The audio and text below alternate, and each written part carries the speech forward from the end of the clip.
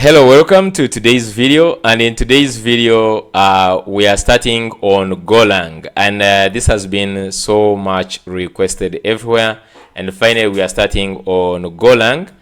And in today's video we broke down from scratch, starting right away from what is Golang, the motivation and everything, and we covered the Go fundamentals specifically in this video.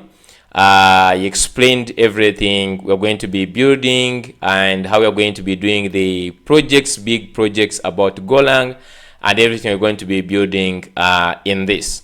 So today was for starting day one. If you have never done any Golang, this is your first video, this is the right place.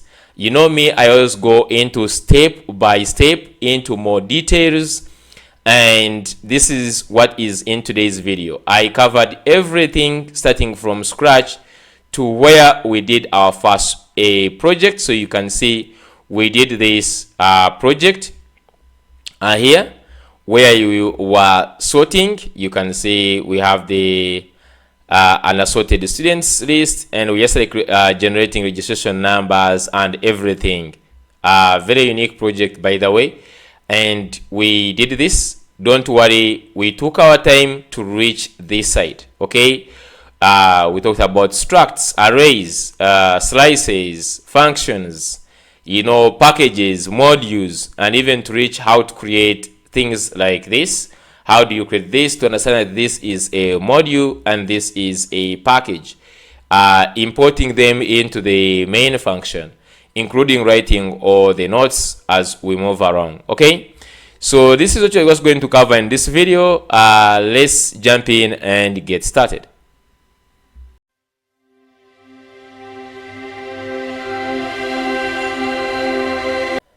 Hello, welcome to today's video. So in today's video we are going to cover Go fundamentals, but before we go and dive into Go fundamentals, it has been quite long now since I made my last video.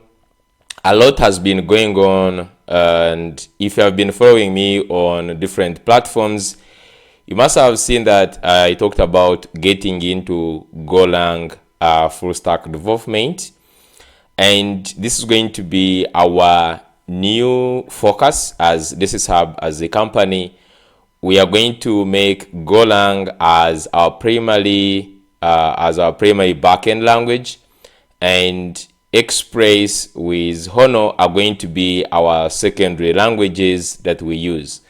So for bigger projects and enterprise level projects, we're going to be doing them in Golang.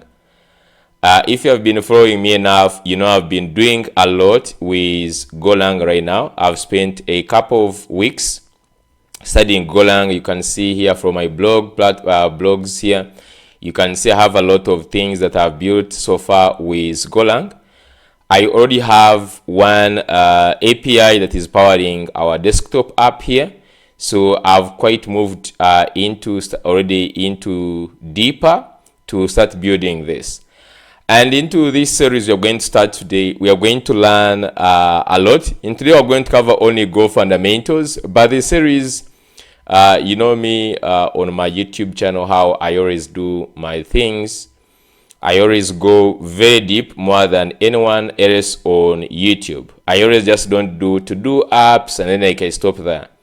We are going to build all our biggest projects using Golang. We are going to try to go deeper, and we are going to build most of our projects. There's a lot that's going on into space. As this is Hub, we are trying to change everything. If you have been following me, we are going back to the roots where we are going to be using, for example, in all our projects, we are going to build our own design systems. We are not going to be using the shared CN. You must have seen me talking about the purple, the purple and the shared CN syndrome.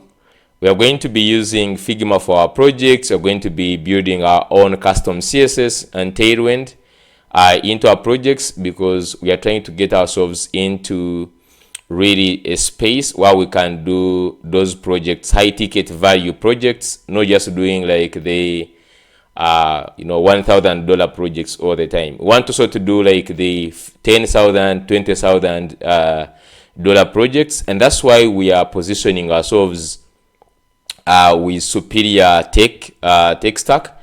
So onto this series, we are going to be looking at the building APIs. We are going to be building mostly we're going to be building APIs using Golang, and then we'll be powering the web, we'll be powering the mobile apps, desktop apps. We are going to look at Docker, we're going to look at VPSs, because now we are into Golang. We're going to be using VPS for production work, deploying, and most of our work we're going to be Dockerizing it for production purposes. Database, of course, we're going to be using our Postgres, and others I plan to also check with AWS. They have some good database I'm interested in. I think it's called Aura or something.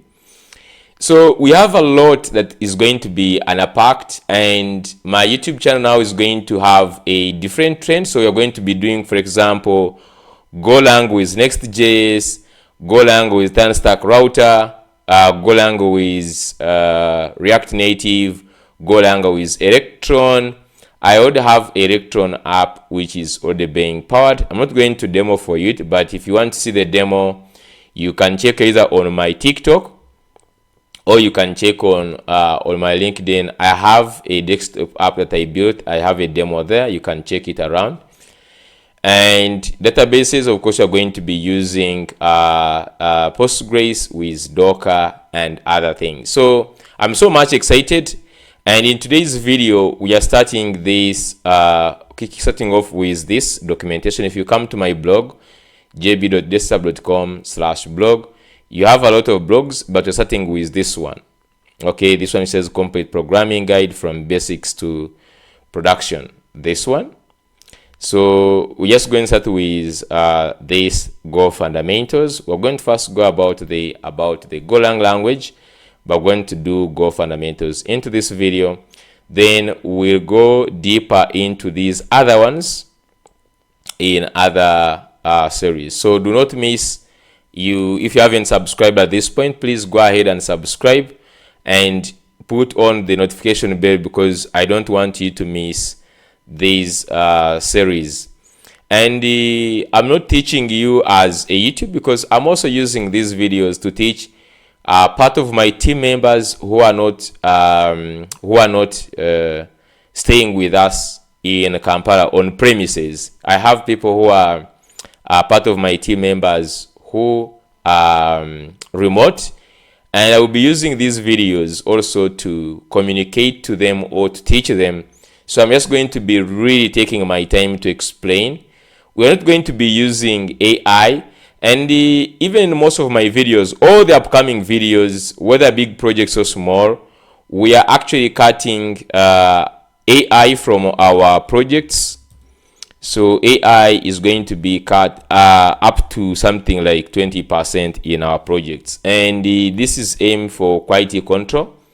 We have seen what AI can do and the productivity it can bring. We are going to be using specifically AI for debugging. Okay.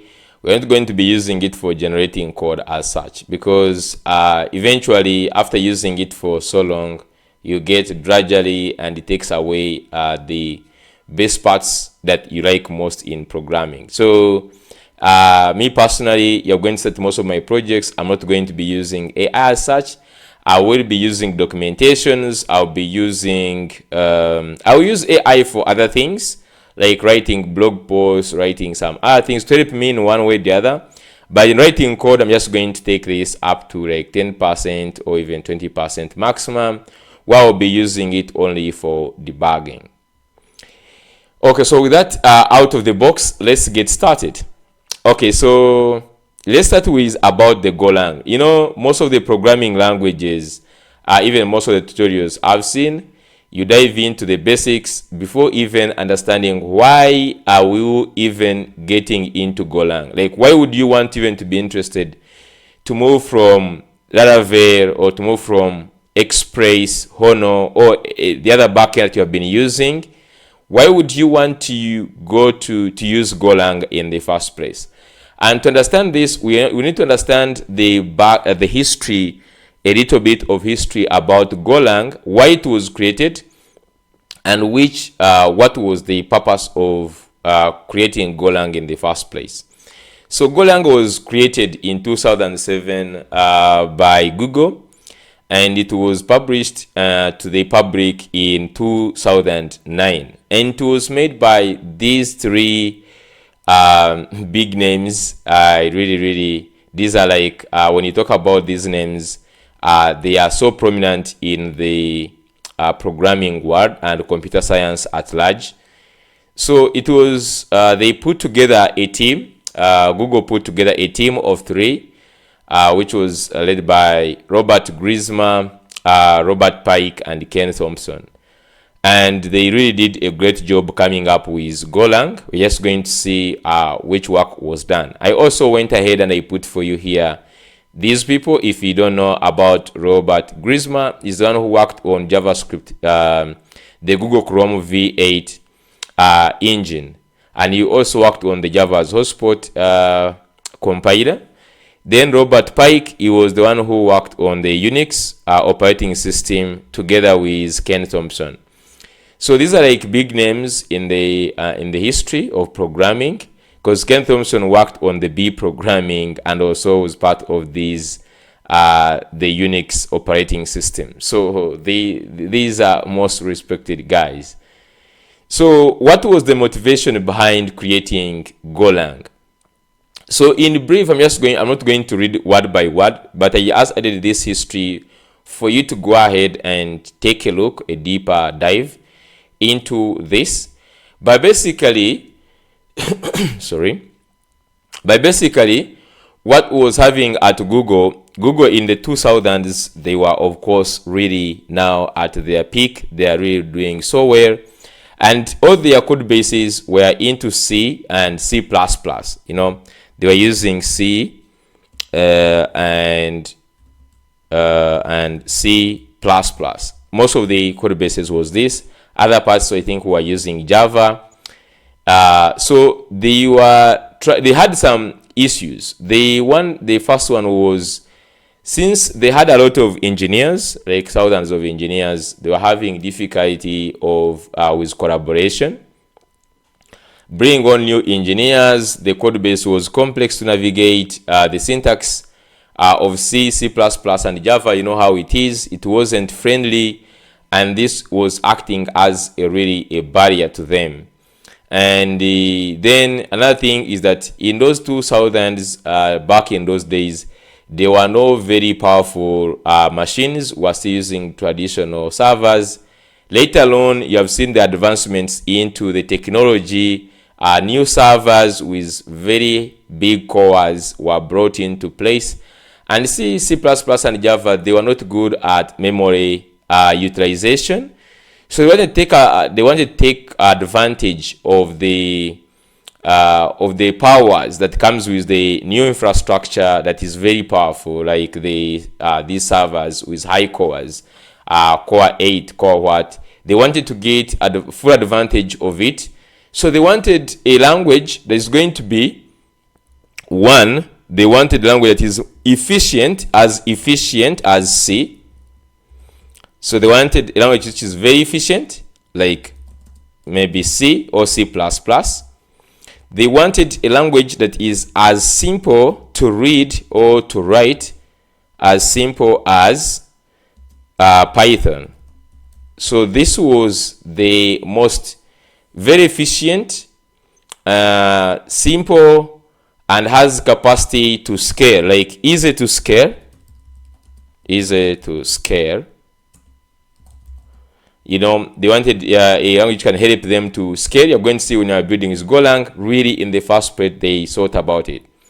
Then they wanted to bring in new features by default. For example, fixing the concurrency, you know. So the concurrency is there by default in Golang, you know, and so they wanted like a best way of handling like this. So they had their issues that we see up to now that what has made Go to be very powerful is because it fixes these key things. It is very simple to write, not as complex as Java or C++, but it is as not of course as easy as Python, but is more simpler. So you can just go ahead and read about this.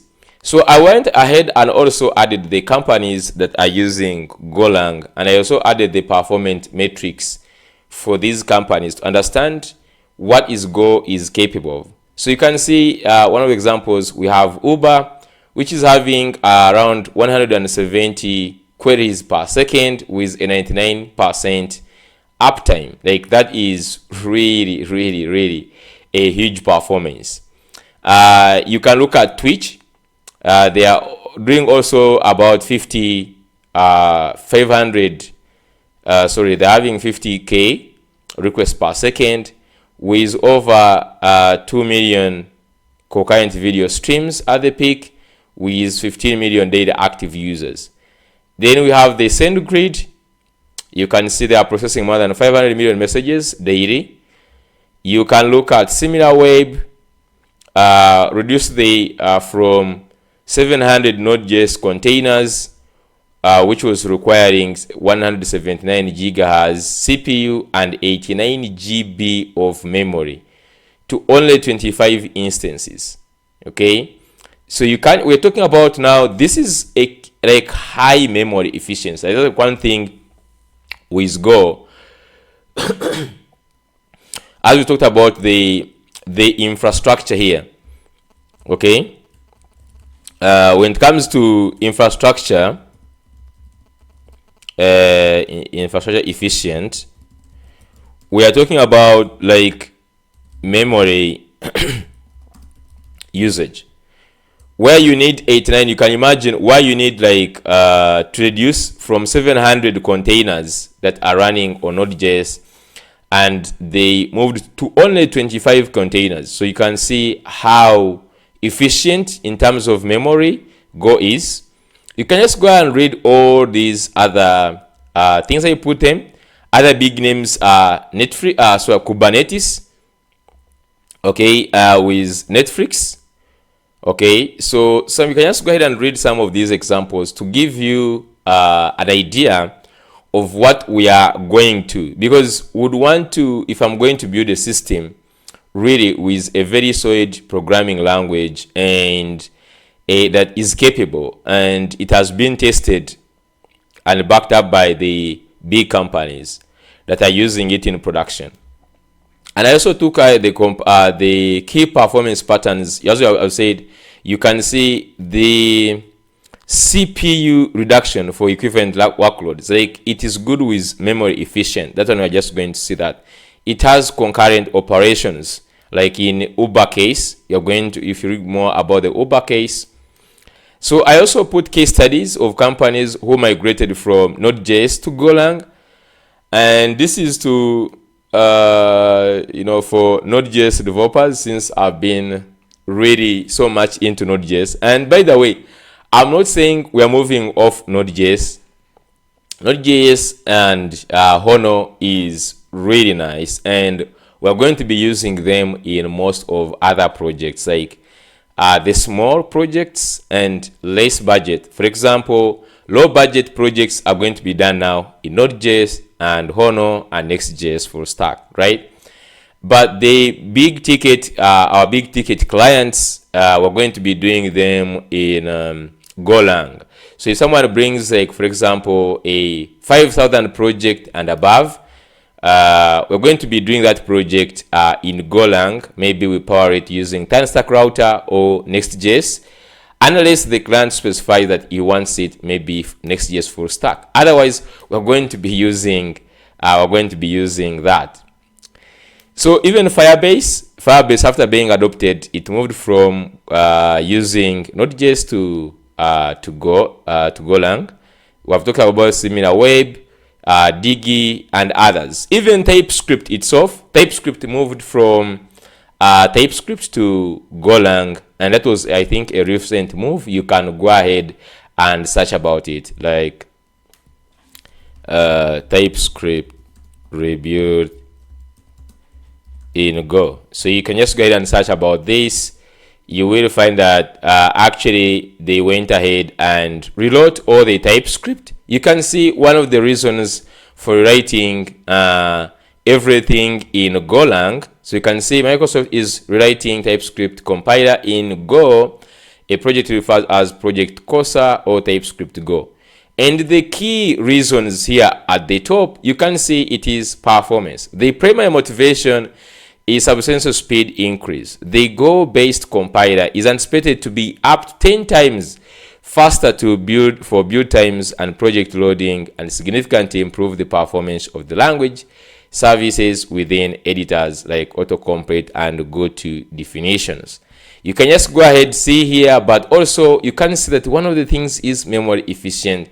So the Go Writes aims to reduce memory usage, addressing common pain points in the original TypeScript compiler. So as I've said, like Golang, one of the things that is superpower at is memory efficient. Okay, so you can also just say maintainability, while the initial portion involved automation.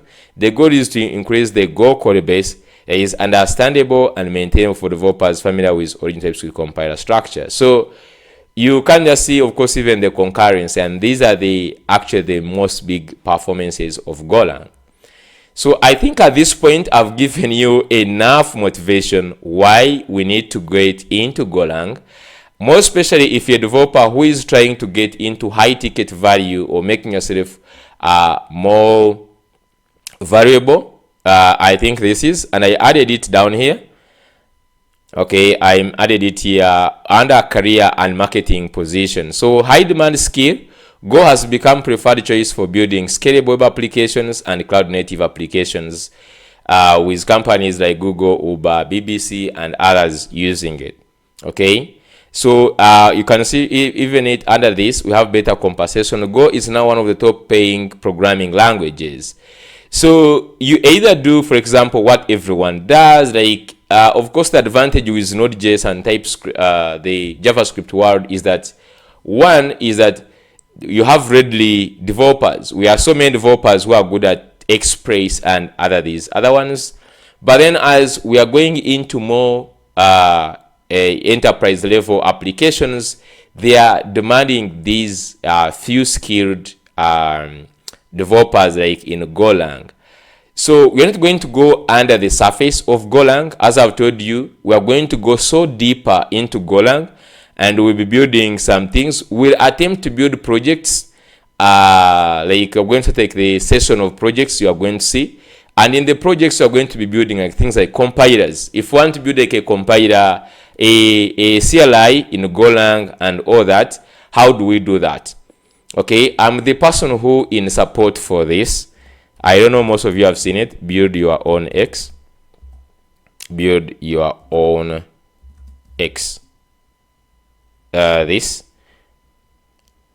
Okay, there is one line that I like about this project. It was done by Richard Feynman. I like this. What I cannot create, I do not understand.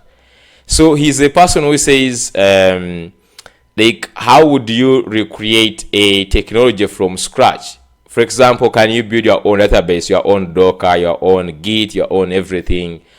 Like, I'm the person who is this. Like, I want to build my own database, and I would know if, for example, I want to build Docker and Docker is built with Go. Like, how would I think about it? Like, how would I rebuild Docker, for example?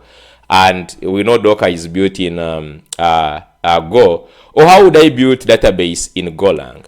Okay, so that is like the direction. Like, we're not going to be surface developers in Go. We aim at becoming one of the best in this, because I've been the best in Next.js, and I'm going to be the Next.js expert. And I want to add in a now new Golang to be also an expert in this field. So be knowing that we are going to go in full. We're not going in for small projects. And I think the big project or big problems on YouTube we don't have really solid projects done in Go, like step by step. And this is going to be my mission moving forward. Okay, let's dive in. and actually start on programming. I know it has been a lot of theory and motivation, but it is really worth it, more especially to my team members, because we want to know what we are getting into and the energy we are going to use into this, so that you put an equivalent, an equivalent motivation and energy into this. So the first part of our Go fundamentals, of course, is installing and set up Go. So most of these things I'm going to be relating to JavaScript. I'm sorry if you are like a Laravel developer and you have never done anything to do with JavaScript, but I'm going to be using a comparison with JavaScript because I want my JavaScript developers to really understand what is going on. I will also be talking like PHP developers or Laravel developers. I will be bringing you to this so that you really don't get lost. If you're already coming from C or Java, then like this is somehow easy for you, I guess, or even Python. So just going to start with the installation, and for installation, we're just going to go here and just simply say go download.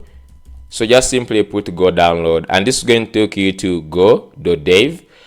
Under install here, you can just go click on install, and this is going to go ahead and takes you here where you can download for your, for your system. If you're using Mac, if you're using Linux, even here, by the way, you just go back here, I think on the download, you will see that if you scroll down, you can see you have still even Go installation, the Mac and the Linux, and this. You have different ways of installing it. So you say open MS file you downloaded and follow the prompts to go. So when you click on this download, it will just go ahead and take you to this here. I'm using Windows right now, and I've already downloaded it. It is as simple as just downloading these files. So you can just go ahead and click on this file here, and this is going to go ahead and prompt you to download the Golang. So go ahead and download and click onto this. It's going to give you a very simple installation, just like a normal one. Go ahead and install, and after the installation, now if I go back here, and I'm just going to go to this page, we can just now go ahead and test if the Golang has been. Me, my person, I'm using 1.24, but you can just get the 1.25. So I'm just going to go to my PC. I will just say terminal. Okay, and I'm just going to open this terminal here. And I'm just going to go and say Go version. Just like this. Sorry, it's going to be Go version like this, and you should see here a version. If you have installed the latest one, you should see 1.25. I'm just going to go with 1.24. It is fine. You don't have to get worried even if you have 1.24 or 1.25, or even if you're watching this in the future and you have like a bigger version, that's fine. The only first thing you have to confirm that you have the Go installed. Okay. So the second step, you're going to be using VS Code. Okay, you're going to be using VS Code. I know there are some people who are going to be using different editors that is purposeful, or that is maybe for Golang. I'm going to be using VS Code since I've been using it here. So I've created my new folder here called Golang YouTube Workspace, and I'm just going to be putting all our projects here. Okay. I'm going to create another new one, which is going to be fundamentals. Fundamentals. Just like this. Fundamentals. And under these fundamentals, let's go ahead and open this in our VS Code. And under this one, I'm just going to open my terminal. So even if you're using a lot of terminals, I have a lot of terminals here. Sometimes, by the way, in other projects, you're going to be seeing us doing Linux. I also have Linux, and it's going to be part of the, when we are talking about these VPS and Electron, you're going to see you're going to be using this a lot. Going to be using the WSL or the Ubuntu Linux, but for now let's focus I think this the git bash is good enough. You can also just go ahead and say go version, and this will still give you the version that is installed. So the first thing, just going to go ahead and install two things. Let's go ahead and first install the Go extension. So just go here under extensions and type in Go, just like this. And you should just install the Go that is done by the Go team at Google. They're the ones who worked on this extension. So go ahead and install this. Okay. You can just go ahead and install that. So you can see here they say you need at least the Go 1.21 or newer, which we are already past that. So the second one, I want you to press the Control Shift P to bring this command palette. And the command palette, I want you to go ahead and click on Go Install Update Tools. This first one, actually it's not going to be there for your case, but just type in Go and then choose this one which has a Go install like that, and this is going to start, like you're going to see it now. If it brings you this one, it just means like you already have everything latest, or you can just select everything and then say okay. Like this is going to go ahead and it is just installing all the debugger, the compiler and everything. Like you see this linter, so just go ahead and click OK. This is going to kickstart. Okay, it's going to kickstart this, like installing the latest of these tools here. Okay, it's going to kickstart that, and the purpose of that is going to be like you want to get the latest. You can just see here this. It is just like these tools include the Go language server like TypeScript, then the DLV which is the debugger, then the static checker which is the linter like ESLint. So you want to get to update all these tools here. Okay, I'm just going to go ahead and close this. I already have installed those ones. Then next, you can also install an extension for running the it's called the, I think it's called code checker. So you can just like install this code checker. I think it's called code runner, not code checker. It's called code runners. So you can just like install this code runner. It is not necessarily required, but it is just like help you to run, to have like the run button the way we have like the go live.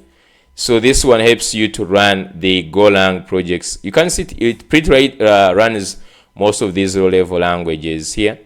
So you can just also install that, and this is going to give us a button for running the Golang projects.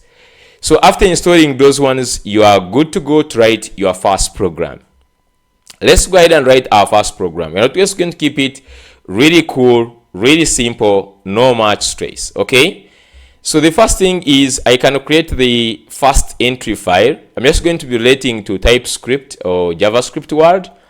So Go also works the way you see in other programming languages, whether TypeScript or whether HTML.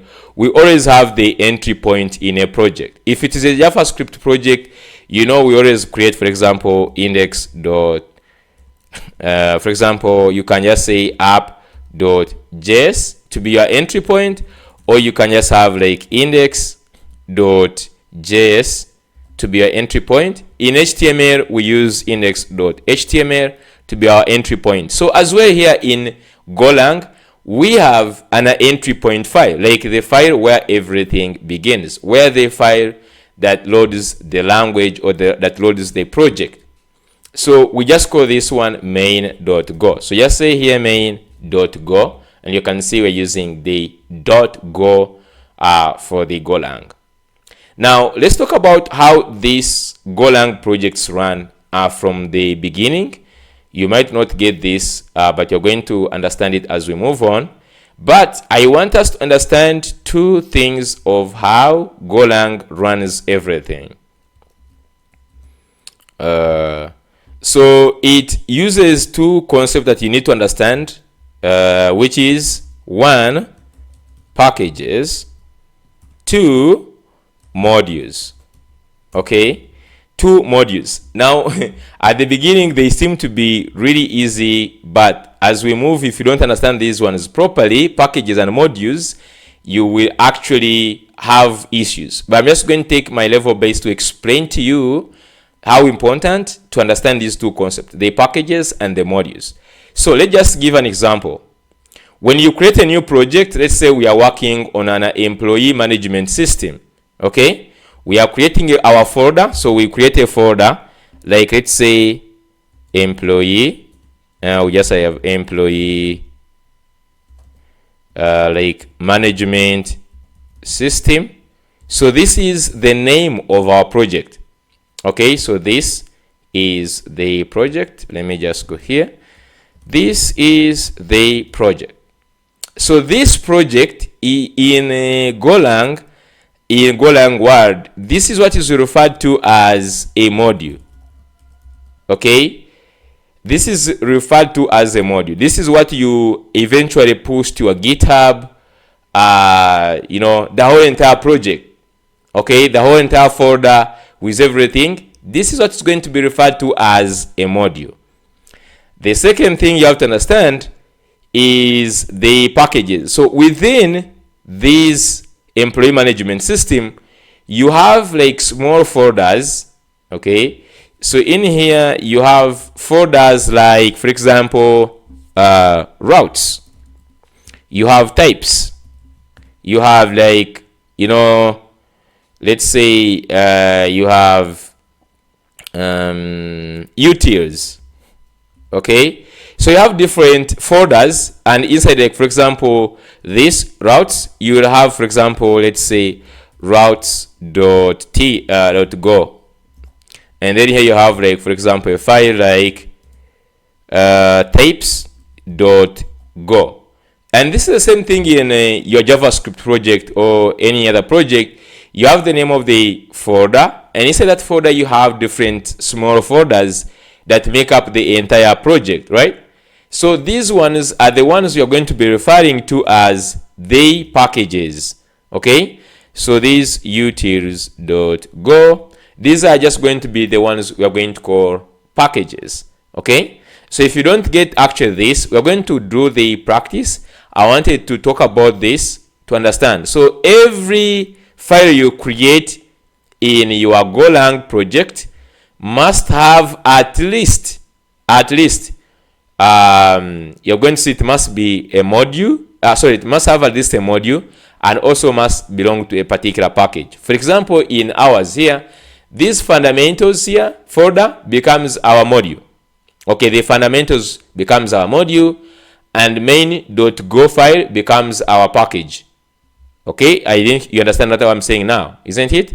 Like this file you're having, it becomes a package at a package level, and that's why in every file you create, you need to start with the package, because as we said, all of the things you are going to create, they must actually fall under a package. So in this one, we are going to be calling it package main, and this is the main entry package in the main.go file. So the main.go file, we say that is the entry point, and this package main is the default package. Then we are just going to start writing, and of course, Go follows. It uses some OOP programming concepts, but they used the functional programming, which I like most. And if you have been using JavaScript, TypeScript, you have been using Python, you have been using PHP, you understand how nice writing functions is. So here we can actually write a function using func. The func keyword, instead of writing the whole entire function, please don't, just write the func, and then say run the main function. So this main function is also the entry point function, and then here we can do everything. I know you are thinking of like, can't we do console.log? Of course, that is like the JavaScript thinking, but instead of doing console.log, we're just going to actually do fmt. And fmt is the default, the way you have, for example, in JavaScript, we can import, like we can just say import fs from fs, like this. Like in JavaScript, we normally just do this, where fs is the default, or it is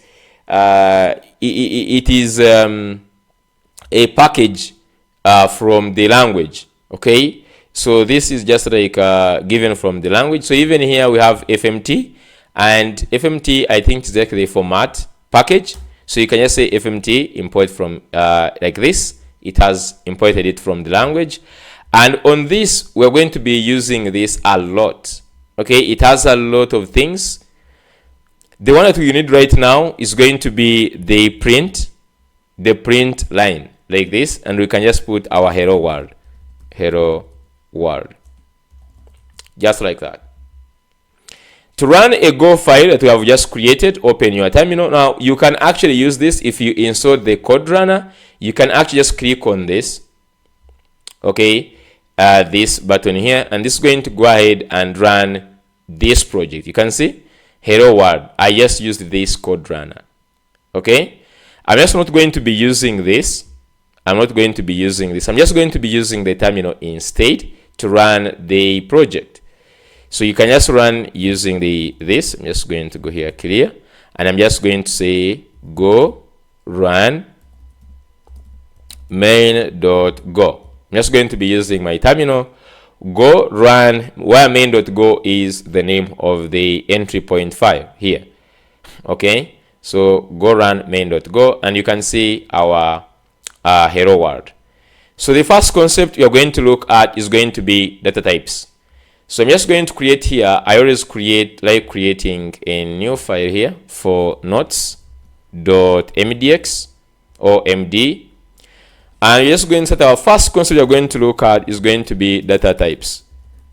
So in all programming languages, the first principle that you need to understand is always about data types and variables. Okay, after looking at data types, you just dive into how to create, for example, variables, and after the variables you can now go deeper into things like loops and other things. But let's start with the data types. So we all know, like, the presentation of data in different formats uses different things. Okay, it uses different things. For example, we know very well from JavaScript world that we have strings. Okay, so we have string from JavaScript, and the string is in Golang. We actually also have the string. So in Golang, this is a string. Okay, and so the string type is void. In JavaScript, we have the number. Okay, we have a number, and in Golang, this produces a lot of types. But for now, we're just going to stick to two. The first one is going to be int, and this is for integers. Okay, this is for integers, like 10, 30, like 200. These are like the integers which have no decimals. And if it has decimals, this becomes a float. And just to take a float like this, we have floats depending on the size. One can be 64. We're going to be sticking to 64 because it still has more, but there's also 32. But let's stick to 64 for now. So the number becomes int or float. And then we have Boolean. So in JavaScript, we have things like Boolean. This one becomes bool, just like that. Then we have, of course, for example, nar.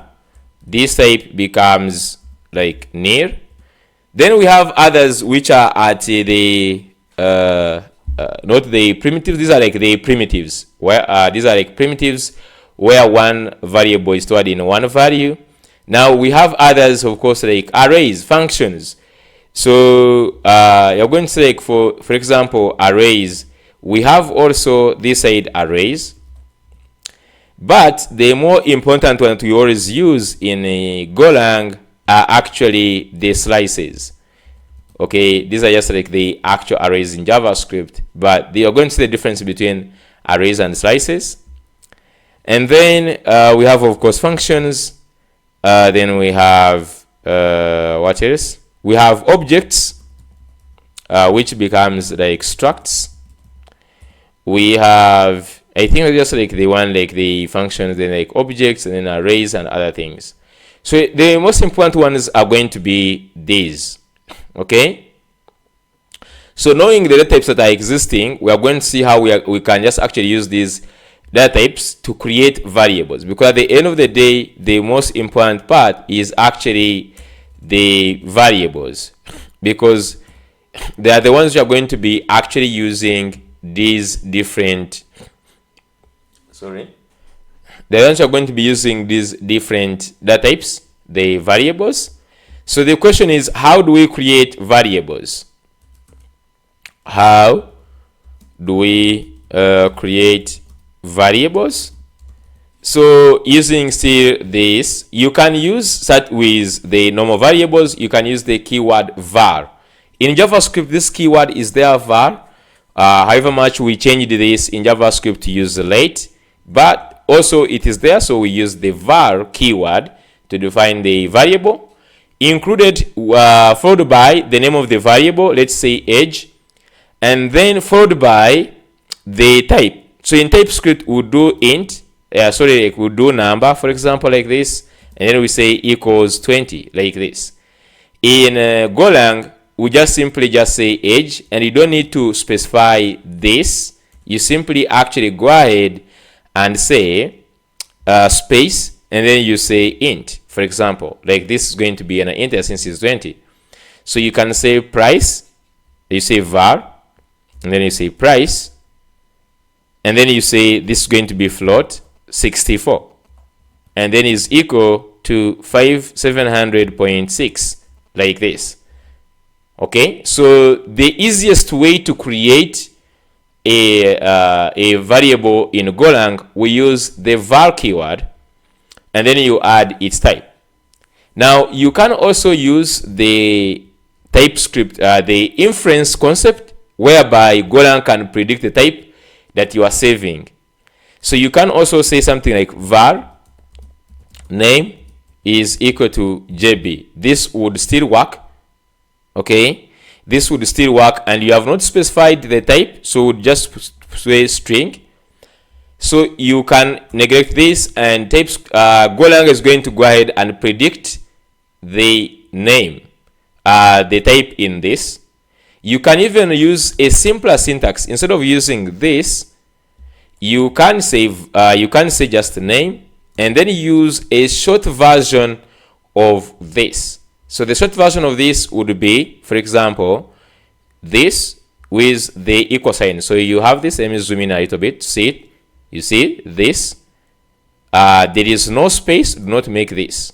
There is no space.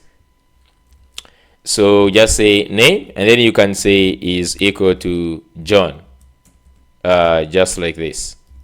Okay, so this is the syntax.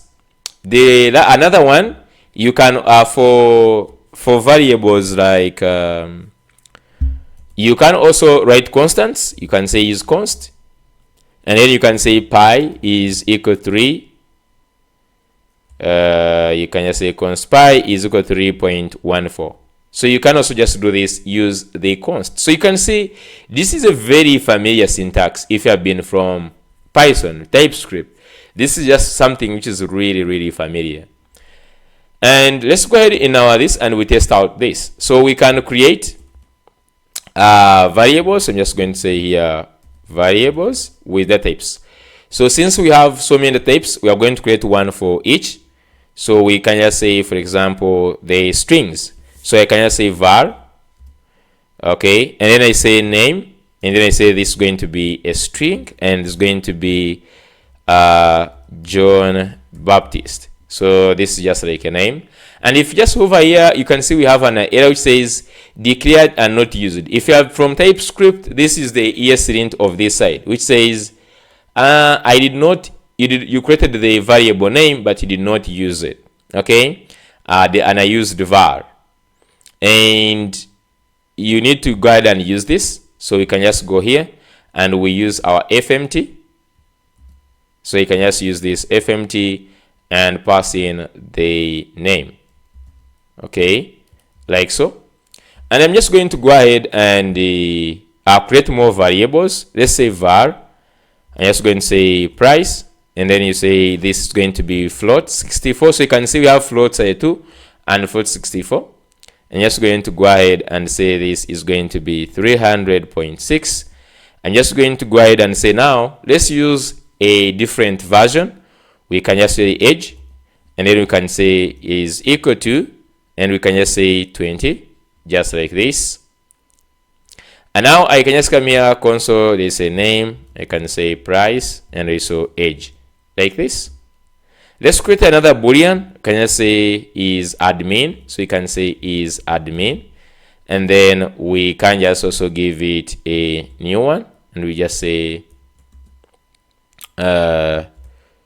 something like this, sorry, like for example true. So another thing that you have to understand is that you can actually first create a variable alone, okay?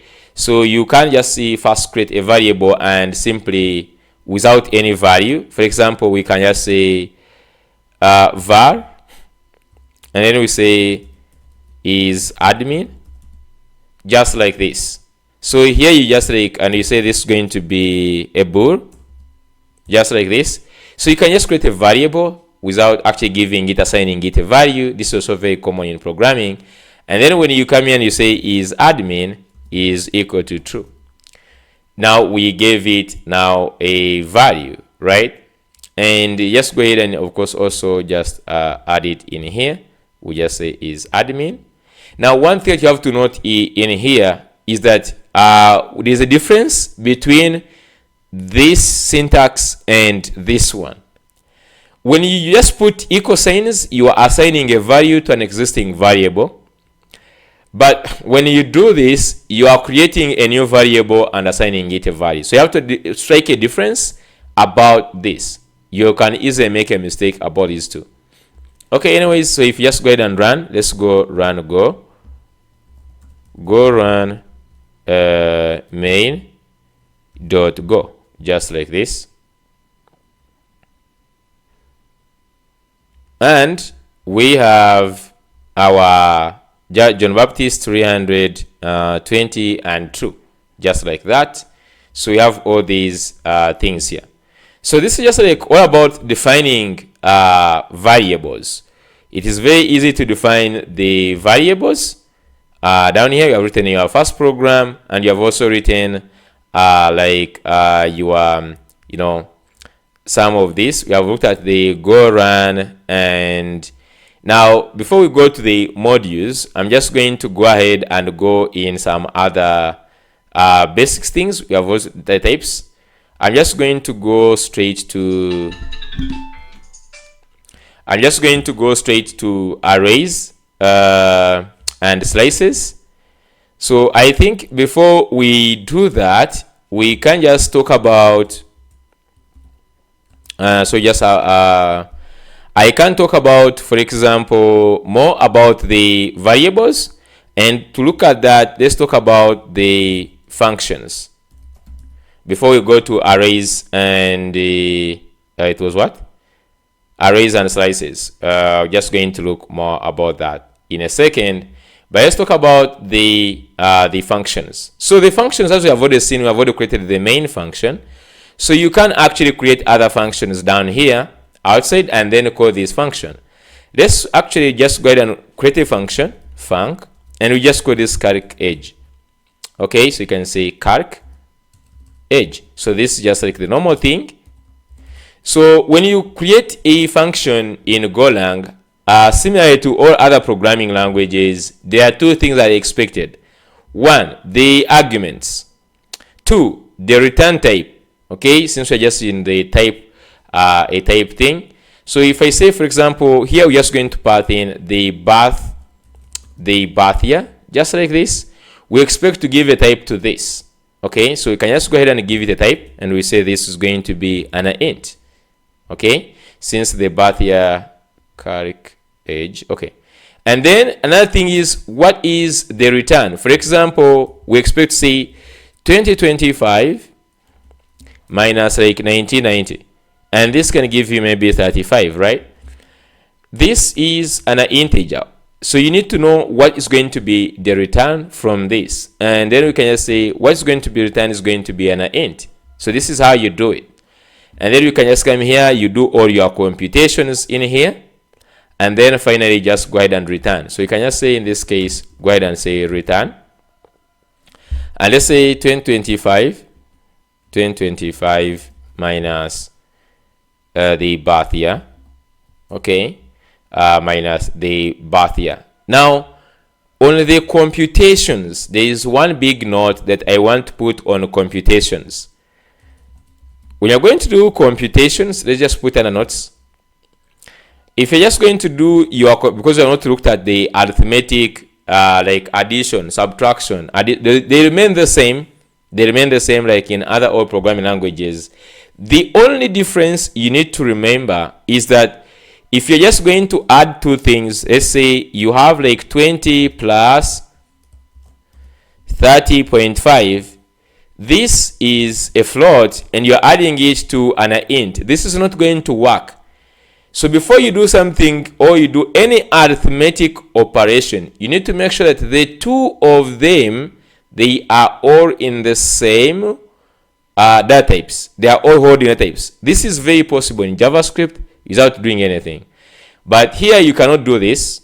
Okay, so you need to go ahead and convert. For example, you just say if you had the pi is a float, and then you want to say radius. Maybe let's say we have radius var, and we have, for example, radius is equal to 5, and we want to get the area, like we just say 2 pi r squared or something, and you want to multiply like area is going to be like pi. So since we are also multiplying pi times, so we just say float 64, and then we pass in our radius, just like this. So you need to make sure that this is also converted into the this. Nice.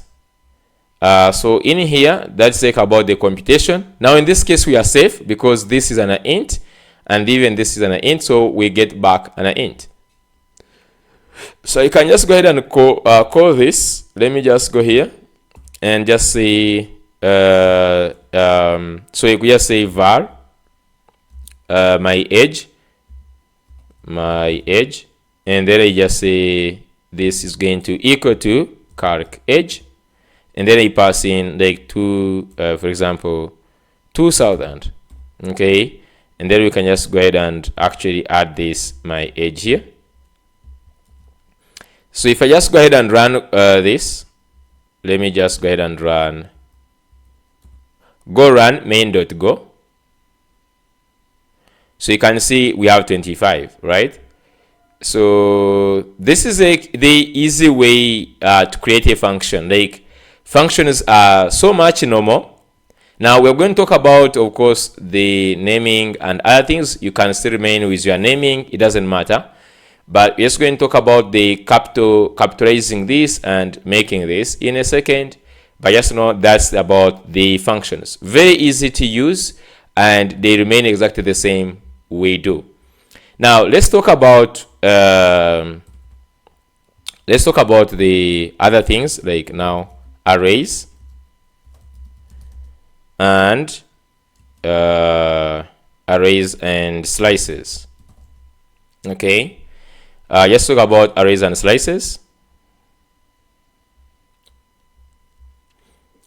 Okay, so let's look at arrays and slices. We're going to start with the arrays. So in Golang, arrays are not so popular, and the reason why they are not so popular, what you have to remember about the arrays, these have a fixed length. Okay, like the items that are going to be in that array, you need to know the length. And for slices, these ones, you don't need to know that's the only difference with slices. So slices are same as arrays, but the only difference is that arrays have fixed length and these ones have no fixed length. Okay, they have no fixed length, just like this. So if you want to define a new array, we'll just say var, and we can say numbers. And now to give them types, how do we give them types? So you just say, for example, and you can say, because we'll just give this like this is an array. So this is an array. So in notes here, if I wanted to create in TypeScript, you could just say const numbers, and this is going to be string array. So you just say, for example, this is going to be string array. So okay, number here, and then you say this is going to be like 1 2 3 4, like, you know, to put your numbers like this. So here it changes a little bit. One, so the type is still this, but then it's going to be so instead of putting it for this, we put here after, but for this we put before. So it's going to be array and then like int, like this. And now since you're creating an array, it needs to have a fixed length. So you need to get, like, these are going to be 5 in this. Okay, and then you say is equal to, and then you just go ahead and say we can just say 5 like this, and then you say int, and then you put the brackets and you say 1 2 3 3 4 5, I guess. So you can just like put, like, this is the syntax. I want you to look at the syntax. We use the curly braces, and inside these curly braces we put our items. Like this is the 1, second one, the third one, the fourth, and the fifth. So you're like the maximum of 5 items. Okay, so you can just go ahead also and print out this. So you can just say fmt and just don't print line, and then you can just say numbers. Okay, so if we just go ahead, we could just like put a line here. So just go ahead and say here arrays like this, and if I just go here and run the go main.go, so you can see you have your array here.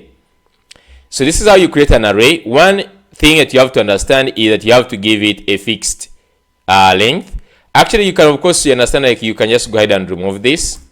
This would still work, right? Because we are just actually having it here. Okay, you have to pass in the type here. So you can also just now use so to show the difference between the arrays and slices. So if I just go here and create a slice, I would just say now var, and I say maybe names. And if I just say names, I can say var names, and I'm just going to say this is going to be an array of strings. So I would just say array of string like this. And then I would go ahead and just like put my names. So I can just say John, Jen, Gerard, and maybe Johnson. So you can just like put, of course, as many as possible here.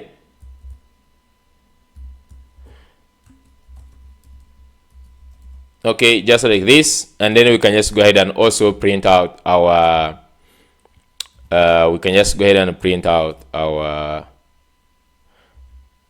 these are slices, and just going to say here names.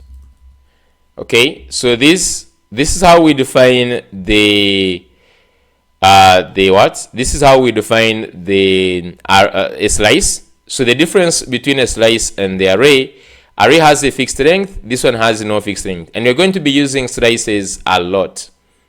Okay, so we're going to do a small project about the slices, because we are going to be doing more of the slices.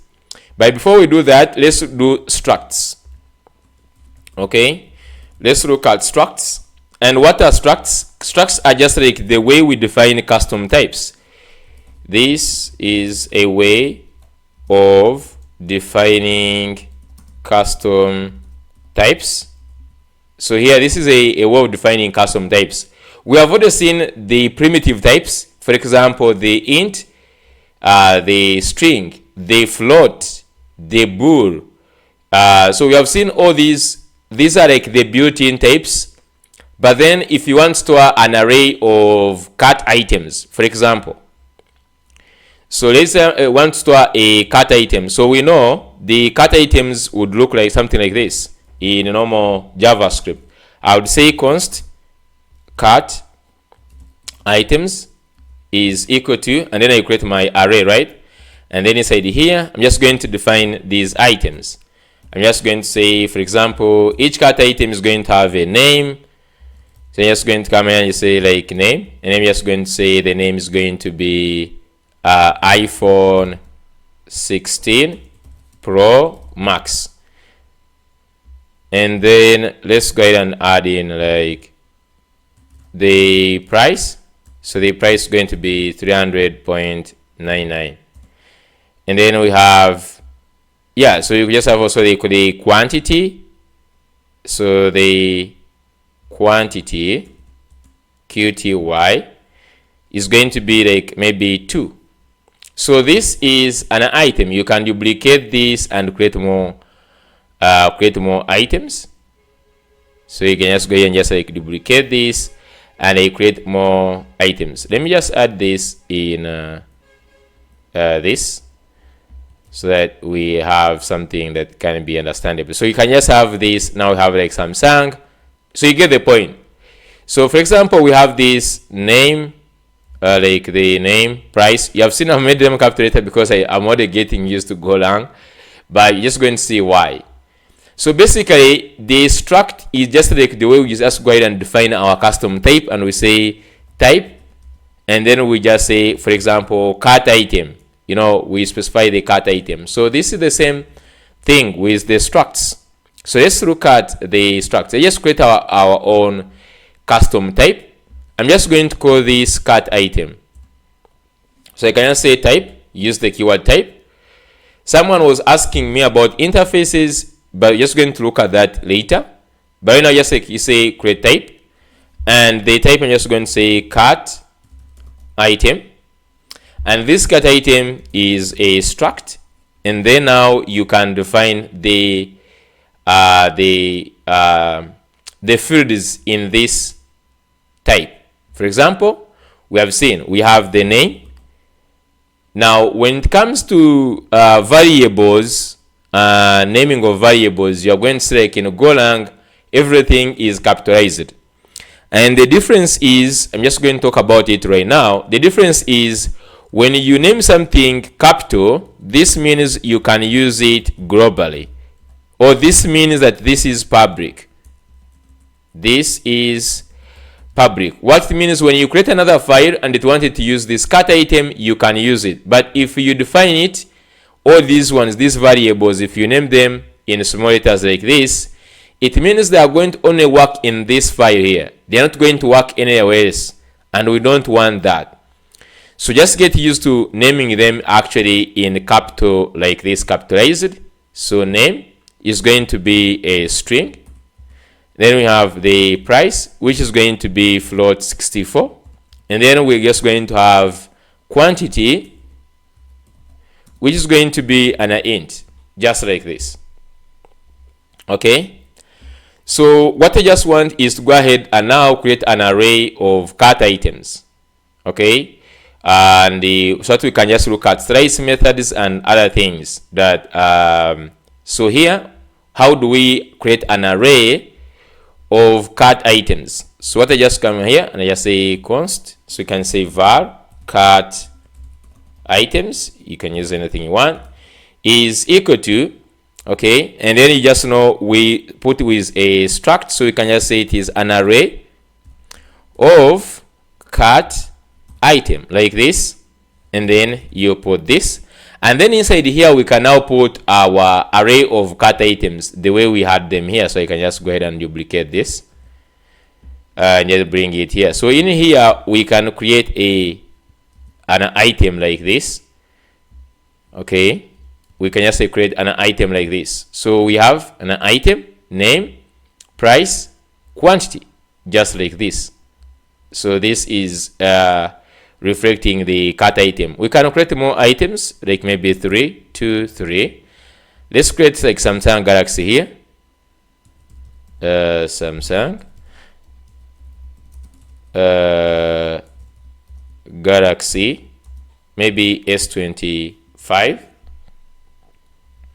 Let's say this is going to be 1000.9. Just going to say quantity 1. Let's create another one, maybe nothing. Headphones, and it's going to be like maybe 1099. Quantity maybe 14. So we have created an array of a slice. So this is what you call a slice, because it doesn't have a fixed amount of things. If I add here like 3, then this becomes fixed and becomes an array. But since we don't have it, then this is a slice. So there are some things we need to understand on the slice. The first one is, if you want to get the length of the items, we can just say let's print out that fmt.print. Okay, let's first say print line, and we're just going to say length, just like this, and we're just going to say print dot print line, and we can just use the len. So we can just say len, and then we pass in the cat items like this. Let me just go ahead and run this. Go run, and you can see the length is 3. Okay, meaning that we have actually 3 items inside. So how do we access the items? So here we're just going to say accessing items in the array, or in the slice, or in the array, the same thing. So in the slices, how do we access an item? We access the item similarly the way we do things. So you can access the item using the dot notation. So you can just say this, and you pass in the index. Sorry, not in len. So you just say cat items, and then you pass in the this will give us the first item. If I say 1, the second item, if I say 2, so you can just say 1, and we expect to see the second item, which is Samsung. You just go and run this. So you can see that we have our Samsung Galaxy S25. So another concept that you need to understand is, how do I add an item? Add an item in the slice or array. So to add an item, let's say create a new item. You want to just add a new item. You can use the append. So there is append method from the Golang. So you can just come here and you say, for example, so basically I would just say append, and then this append takes in 2 things. One, it takes in the slice, and then it takes in the slice, and then also the elements you want to append in that slice.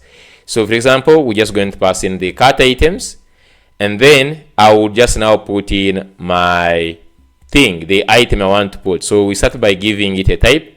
It's a cat item, and then inside here we can define it. And just go ahead and copy one of these. Maybe we just copy the inside part like this, and let me just go ahead and paste this here. So if you say here is not compiled, blah blah, so you need to pass in the item. The item, I'm just going to say, first of all, this is going to be, let's say, pass in something like Google Pixel, and I just say like this is 1000 and then like 20.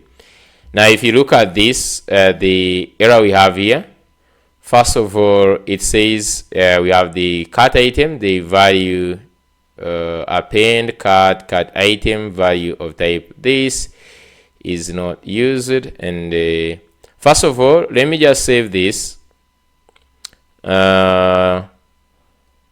I'm just going to say, let's say cut items is equal to, so this gives you, this will give you a new array. So this is going to affect the array, so whatever comes back here is going to be having this appended item. So just since we already have the cut items defined up here, we don't need to define it, we simply add in that like this. So if I now go ahead and the console.log, let me just go ahead and just say not console the console.log, sorry guys, because of JavaScript, too much JavaScript. So just go here and just say print, let's print the last item. In this case, or we could even check the length, or we could just like print the item. Since we had 0, 1, 2, we can just like look at 3, and you just see that, or you can even actually print out the whole entire array. Let's just go ahead and just say print out the cut items. So just go ahead and run here, go run main.go, and then you can see that the array has now Google Pixel here, okay, which is 9. Did I just like put the quantity as 2014? Yeah, so this is how you add an item using the append. Now, adding the item at the beginning, at the end, using, you can just go ahead and search about that, but I just wanted to show you that you can add an item in the slice. Moving forward, let's now, since we're just like on slices, let's look at loops, because this is a very nice concept that we're going to be talking about. These slices, we're going to be looking at loops. So there are so many loops, but as you know very well, the two main loops is, you need to know the legacy loop, the for loop. So here we have the for loop, and I think the legacy one, and then is the for range loop. I think this is the most common one you're going to find in Golang. This, there is also the legacy loop. Let's start with the legacy loop, the for loop. There is also the while loop, the which is, who uses while loop? You can just go ahead and I'll say about that one. I'm just going to show you the ones we're going to be using in our projects. So for the for loop, we just say for, and then we start for I. Okay, so just have to say for I equal to 0. Let's say you can just use the syntax for I equal to 0 like this, and then for I less than 5, this, and then I plus plus, just like this. So this is how you do a simple loop, and you can just go here and just say, for example, fmt dot print line, and then you can just say, for example, print out I plus 1, or like the I, like this. And I can just go ahead and put here something, also the fmt dot print line, and then just going to say here loops. So if I just go ahead and do this,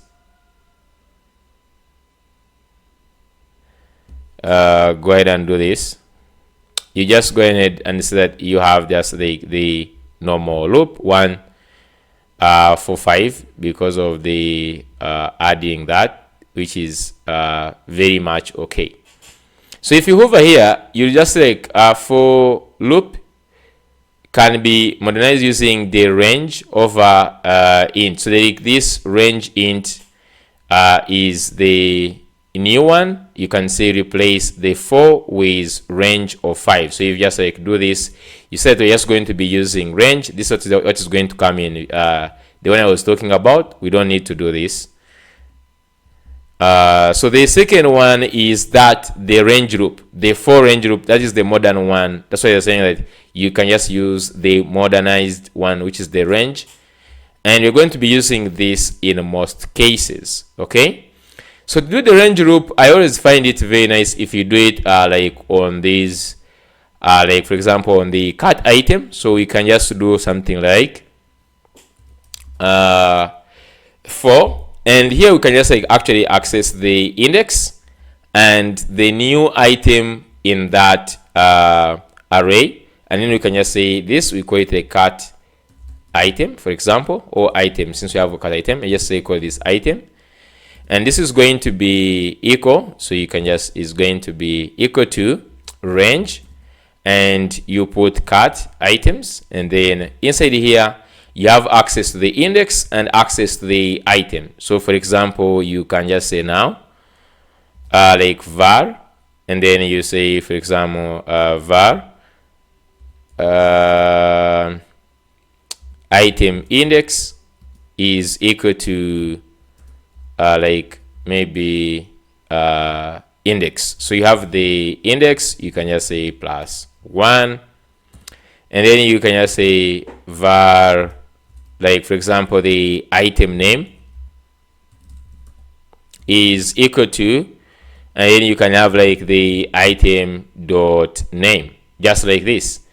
And then we can just go ahead and say fmt and fmt dot print, and then we can print of course the item index, and then we can just like put comma, and you can print the item name like this. So this is how you do the range loop. Just going to go here and I say let's just say fmt dot print line, and just going to say that this is the range loop. Let's go down here and do this. Okay, so you can see I have like one, which is phone, iPhone 16 Pro Max, Samsung, Nothing, and Google Pixel. So this is nice, and this takes us to something that I want to talk about, the formatting. Okay, let's go ahead and look at formatting. I'm just going to look at this in this case here. Formatting. So formatting values like strings, numbers, and all that. This is a very good concept to dive in at higher stages on how to format this, because it's going to be more helpful. For example, we know in how we do this in TypeScript, in JavaScript, we use string concatenation. Okay, we can concatenate. For example, I can just say, if in TypeScript, what we would do, I would just do something like this, like just say the const. So you could just say the const message is equal to, and then use backticks like this, and then say my name is, and then you reach somewhere, you put in a variable like this, and you put like age, and then you continue. My name is name, and then you're like, and my age is $. Okay, $, let's say age, like this. So this is actually the formatting I'm talking about, that you need to understand to do, because you know how much this is very useful in day-to-day daily activities in programming. We use this, or we do this a lot. Okay, so you need to know how to do this in Golang. So now in Golang, the easy way to understand this is that you need to separate constants. So if I need to do this in Golang, it means I have my variable for name, I also have variable for age, right? Now I will separate this. So there is a way in the formatting strings. So wherever you meet a string, so every time you meet a string, so they just like put them here since we are here. So the first one is strings. So formatting strings or writing place values. So instead, like, this is a place value for the variable name, right? This is a place value for variable age. So here we use place values. So to indicate that you are writing a place value for string, I would come here and remove this, and I put percentage s, where s means that I'm just going to put a string in here. So string is s. Then we have int. So for int, we're just going to use d, which is like a decimal integer. Then for floats, like float 64, we're just going to use f. And then these are like the common ones, the string. Then for the booleans, we're just going to use t. Then we have others, like any value. So we have like any, I think any value, which is v. So we're just going to be looking at how to do this. What I mean is, if I wanted to say my name is, so I would say percentage s, which means that this is a place value for a string, and my age is age, and then I would say, since age is an integer, I would say percentage d. So I would do this, but then where are the values? So I would now put comma, and then I put the first value, which is a string, which is in this name, and then comma, I put age. So this name would go in the first place value, and then this age would go in the second place value. So let's see in this in action.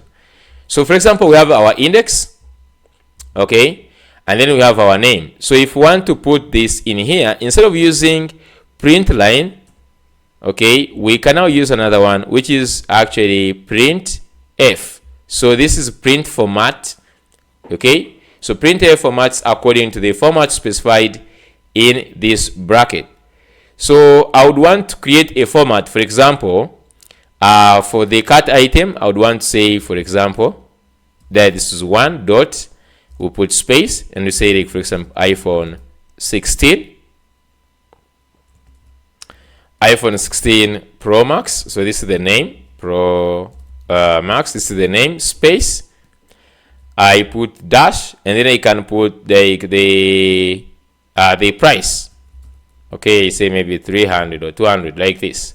So this, the first one is the index, the second one is the name, and the last one is the price. Okay, so maybe sorry, we could just say, maybe we could also just say Pro Max. We could just say this times, we could just say times, and then we put quantity. We say just like, for example, quantity is 10, and we say this is equal to maybe 400. Okay, so I would want to format it in this way. So let me copy this. So if I come here, I can say printf, and I'm just going to make this a string inside and paste in this. Sorry. So I would just do, where we have this one, we know we just want to put this index. Now if you hover on this, this is an integer. So integer is represented by d. So just go ahead and just say, so here, I understand if it is for the first time, this is so much confusing, but just hang on. So this is d, like this, and then iPhone this here. So we can just say item name. So you just say sorry, not item name at this point, just say percentage s, because this is a string, and then we have 200, which is so 200 is the price. So if you look in this, in the cut item, the price is a float. So just going to go ahead and say let's say percentage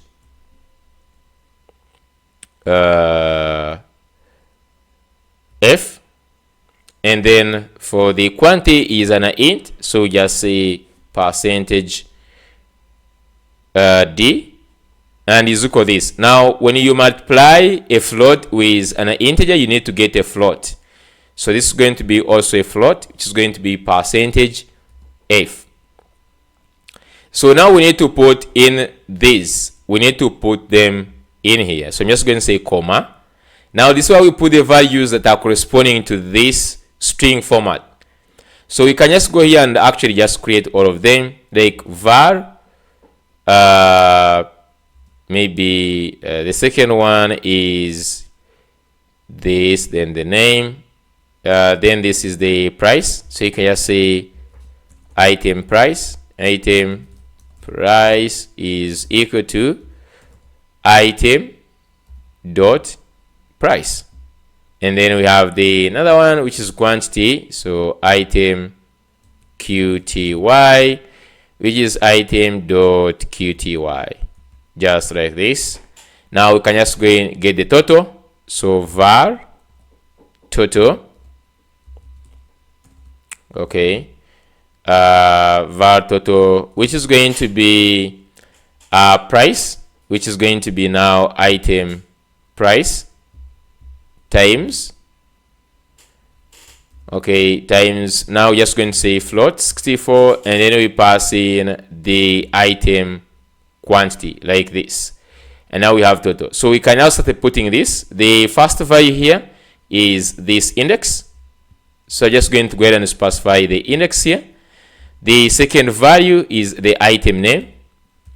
The third value is the I think it is the price, so you can just go here and we say item price, and then the next one is the item quantity, and finally the total, like this.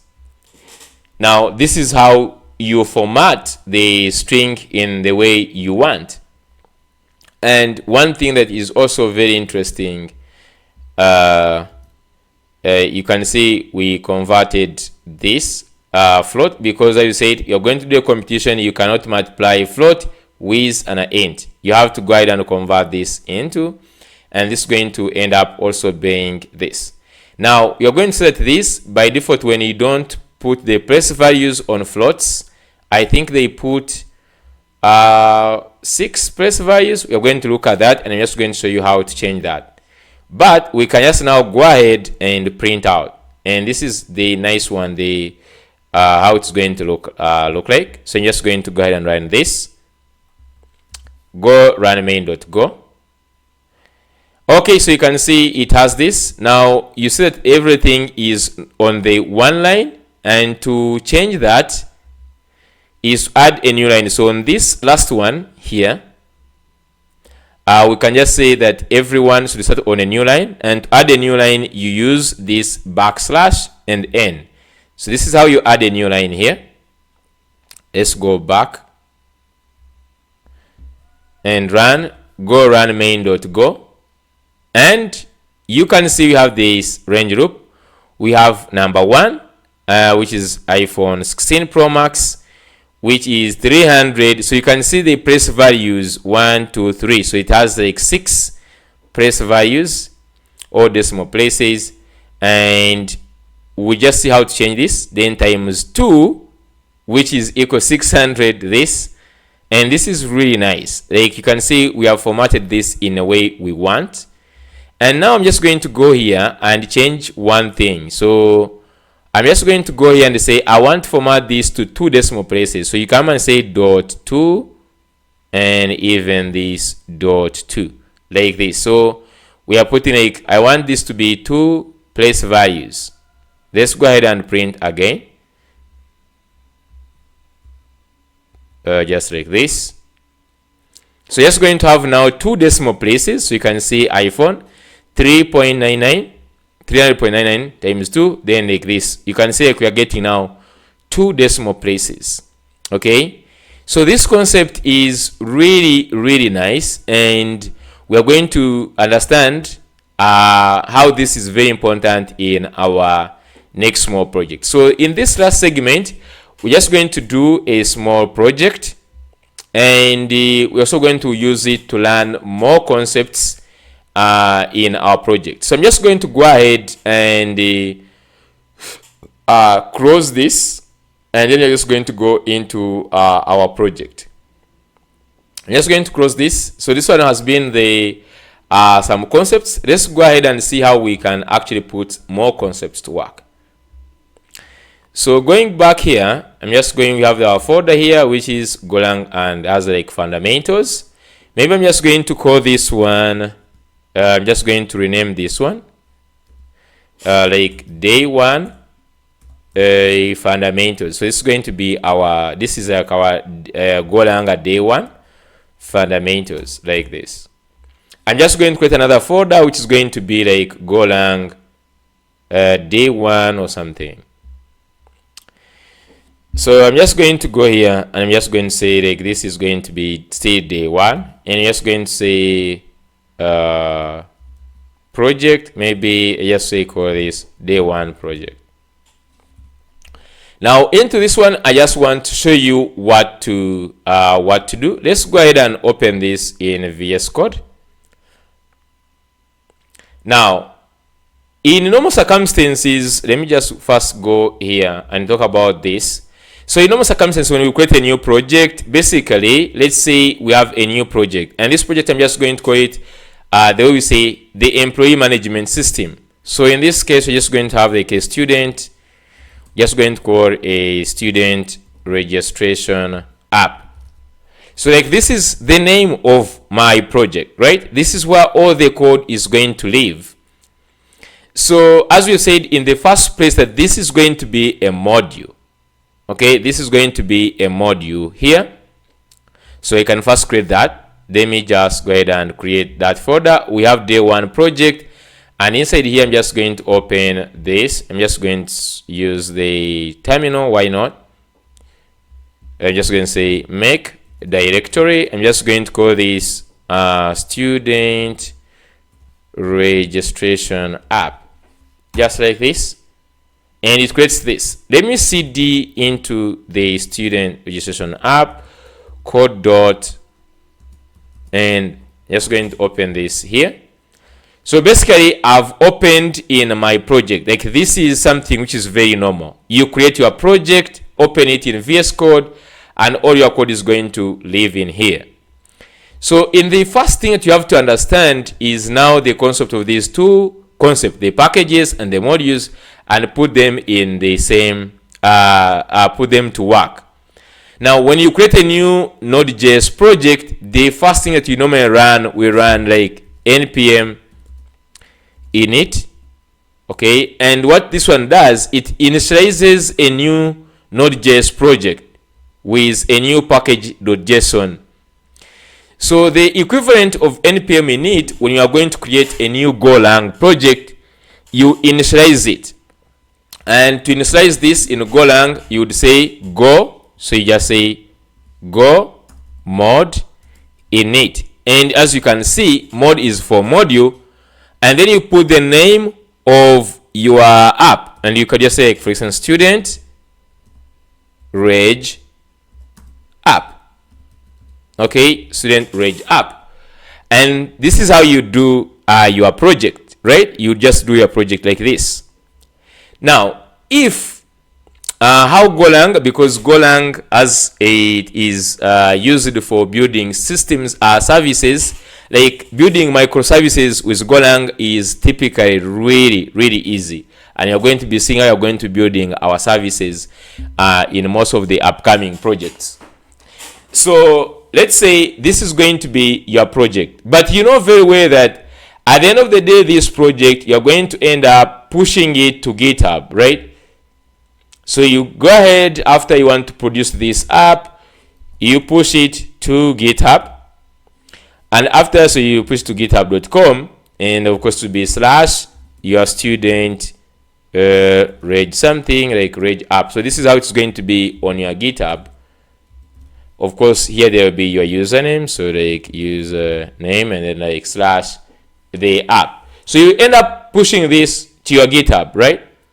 Now, the advantage of pushing this to your GitHub is that if there is a function that I created in this project and I want to use it to another project, okay, in Golang it is very easy. If you had this project, Student Reg app, and you pushed it to GitHub, and there is any function that you want to reuse in this project, it can be easily found using this name, like github.com, go to my username, and the name of the project is called this, and it can get this function from here. I know you are confused. I understand. Okay, but I'm just going to demonstrate this in a second. But why I'm bringing this is that initializing the app, Golang as a community, they recommend, instead of doing this, we recommend to create a unique name, including where you're going to host this app. It doesn't mean that this one does not work. If you don't plan to host your project on GitHub or to even use it to reuse anything in that project, you don't need to name it this way. You don't have to. You simply have to go ahead and name it in this way. Go mode init and create this. This initializes a new Golang project, okay, with like a package JSON, which is going to be the Go mode.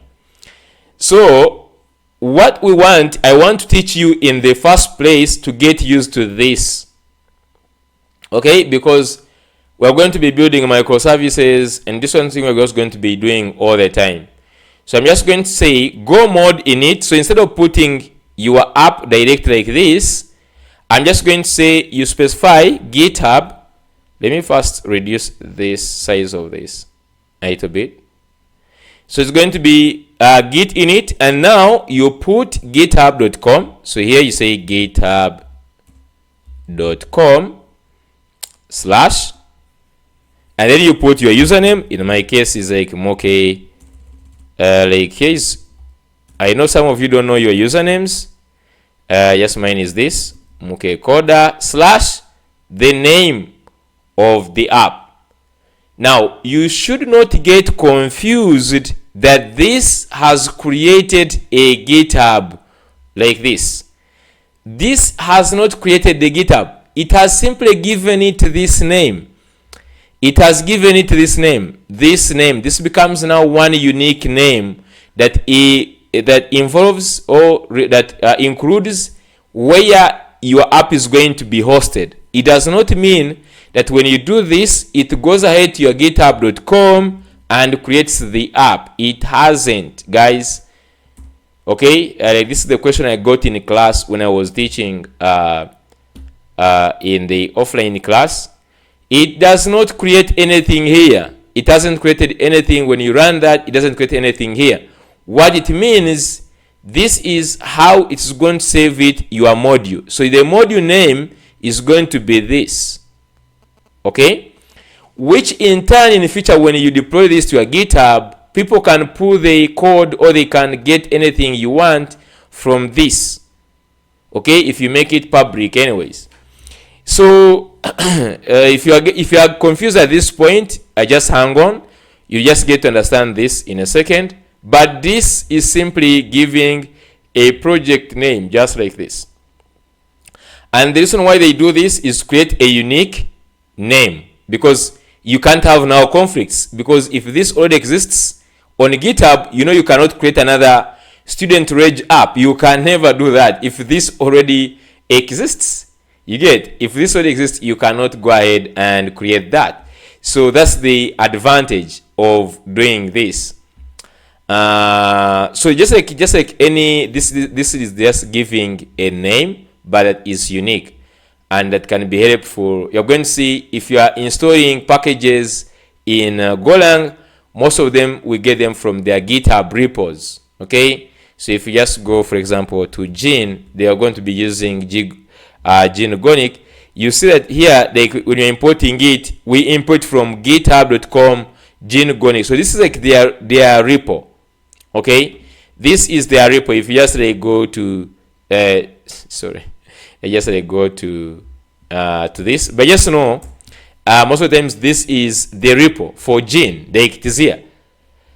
Okay, this is just like that, and that's how Go makes it very easy, because Gene cannot go ahead and create another Gene on this Gene Gene. It can never happen. They have to create it as another module. So saving modules like this is really, really a good habit that we need to get ourselves into. If you have more questions about this, you can ask in the comment section. I will explain it more in other videos. But for now, let's go ahead and initialize. So the first step, when you have your app like this, you have to go ahead and initialize it. So I'm just going to go here, terminal, and I'm just going to say go mod init. And this is the same as creating, you want to create like a package JSON. So here we call it a go mod file, which have all the packages when we install them. So you say go mod init, and then I say github.com. So if you're using GitLab, this is why you put a gitlab.com/. So it doesn't take only for GitHub. You can put a GitLab or even your domain like thishub.com/something, where your code is going to be hosted. So I'm just going to say github.com. By the way, if you don't know your username, you can just go to your here, and this is your username. It is appended on all your repositories. This is my username, so you can look at this. When you open in any project, you see your username there. So that's how you get your username. GitHub, go mod init, github.com, and I'm just going to say now the username, which is for my case, it is this, and then this, and then slash. Now you put this name of this project, which is Student Reg App. Student Reg App, just like this. Okay, so you can see created a new Go mod. So if you just say here, this is equivalent of the package JSON. If you go inside, you see it has the type, the name of the module, and this is the name of the module, like this, and then it has the Go version you're using. So when we install more packages, when we install the more packages, they're going to be accumulating in here. Okay, that's it. We have created this, the name of that. So just go ahead and create our mod file. So I'm just going to say touch main.go, and this will create our main Go file. So we all know now that you can just have like our main file here. So I'm just going to create fmt. So I'm just going to say package. So package main, and down here I'm just going to say func, and just say main, and we can just go ahead and write here fmt dot print, and just going to say welcome. Okay, welcome, and let's go ahead and test this very fast by just say run. So just say go run main.go, just like this. Nice. So now let's look at the concept of packages. So we already have one package which comes with the main.go thing. So for example, in the project we want to do, let's first talk about the project. So we want to do a student registration app. How does it work?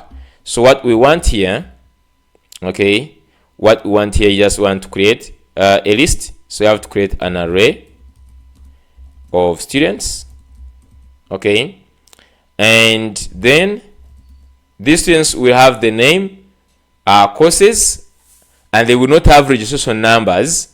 So what we want to do is to go through this array and then generate registration numbers, okay, for them, and then assign to them. For example, what I just mean is, let me create my notes file here, notes.md. And if, for example, we had an array of students, a student is going to have, for example, the name, and then we have the course, and then we have the reg.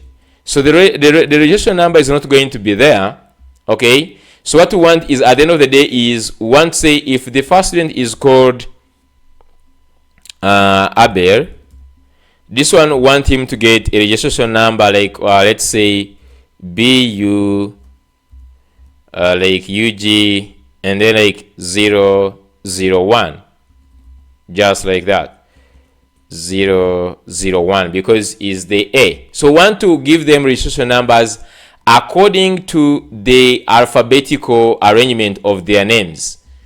Okay, so there will be so many, but we just want to create the alphabetical for their names. So since we just want this, I'm just going to go back in the main. So instead of putting everything in the main app, we just want to put in other files so that we just import it in the main file. Okay, so I'm just going to go here and create another folder where I'm just going to put other things. So for example, I'm just going to say let's say this one, we call it like display student. So just going to create like we can create like this, we call students, like this. And in this students folder, inside here you can just create a file, and I can just say, for example, that this is going to be students.go, just like this, students.go file. And now in terms of packages, every file, as we said, it needs to have a package. For example, this first file, it has the package main. So this one would have a package students, just like this. Okay, it has students.go, so the package name is going to be students, like this. Now it's not a must that the name of the file here should be the name of this the package, but for simplicity, let's keep it like that way. Now the first thing I'm just going to create is create a function. Let's create a function. Okay, and we're just going to create this function, maybe display students for now. Okay, just have the display students like this, and they just say fmt dot print.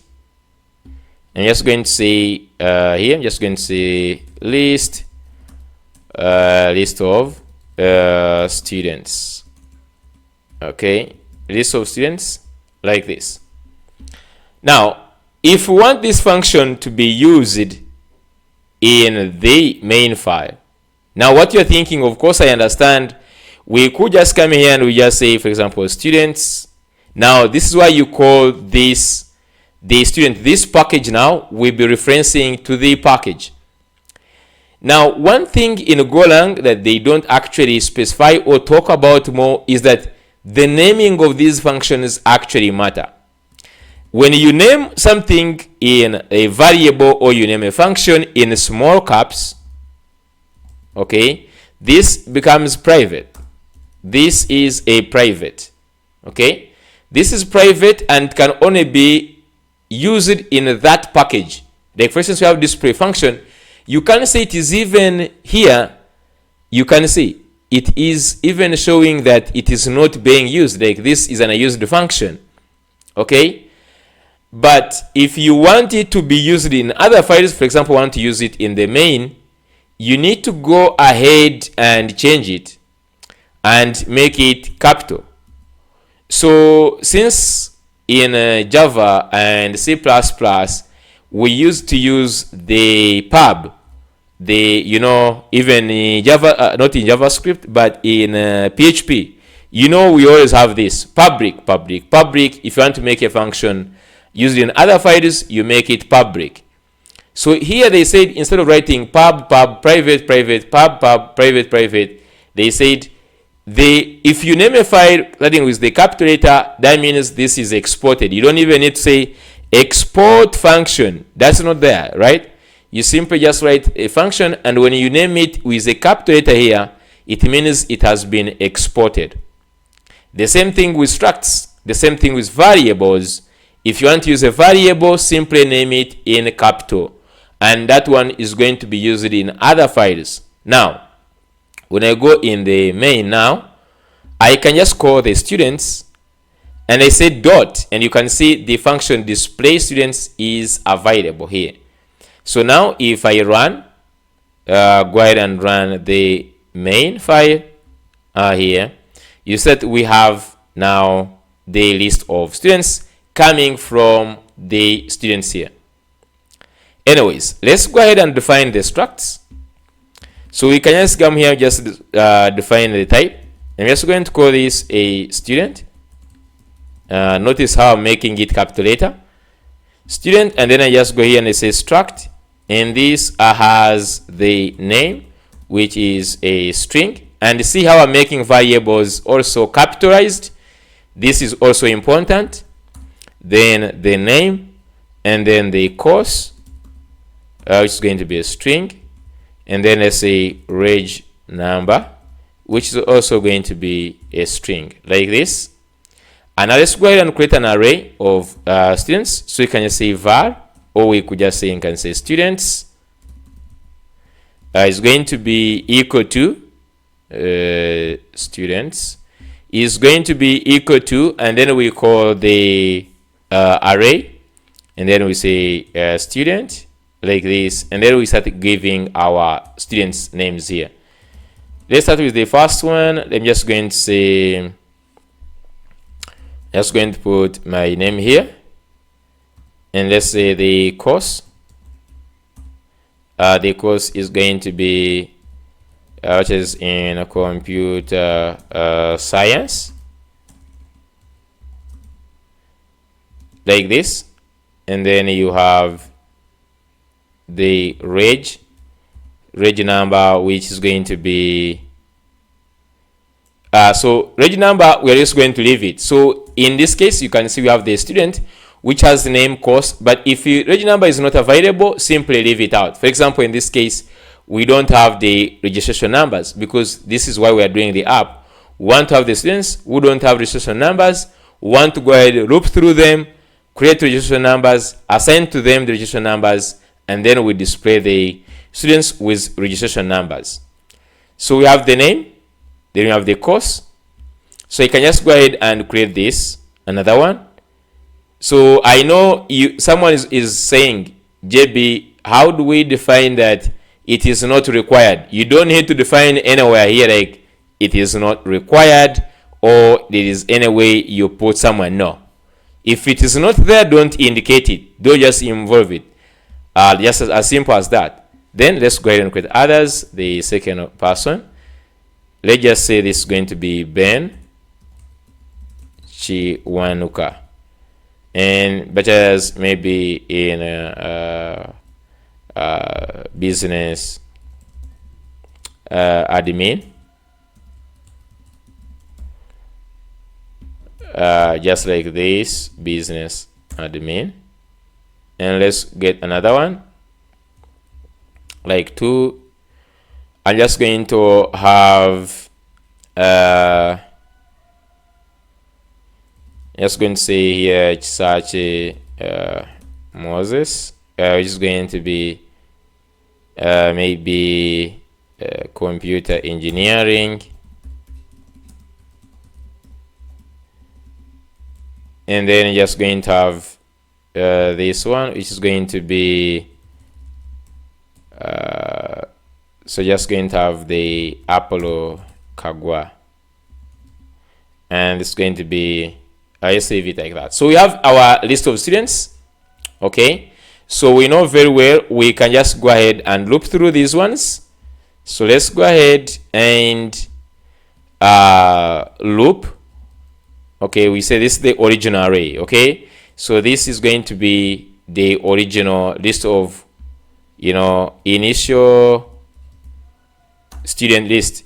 This is the initial students. Okay, just like this. Now when we just loop through this, we can just say for, and we just have like the index plus the student, which is going to be range, and then you say students, and then inside here we know very well what we did, and this is why we bring in our format. So you can just go ahead and say, for example, print print fmt. Just going to say fmt dot printf. Okay, dot printf. I'm just going to go here and have our thing the way we want it. So how do we want, for example, the student? So in the first step, we just like want like 1, and it has like Chiwanuka S, and then the course. So we have the course, maybe BS in computer science, and then this, then the reg numbers. So currently right now we don't have the reg numbers, so I'm just going to show the index, this, and the course. We don't have the reg numbers right now. So if I want something like this, cut this, and just going to go here, and I can just go ahead and paste this here. This first one, you know that this is going to be the index. So I'm just going to say this is going to be percentage %D. This is the name, which is going to be percentage %S, and then this is going to be the course, which is also going to be percentage %S. And we don't have reg numbers right now, so you can just like leave this out. So we just need 3 values. The first one is the index, which is going to be index plus 1. So you can define the variables on top here. You can define the variables the way we did. I don't know which one is good. Why, you can just say, for example, the student name, so for instance the student index to be, for example, the index plus 1, and then you just have like others like student,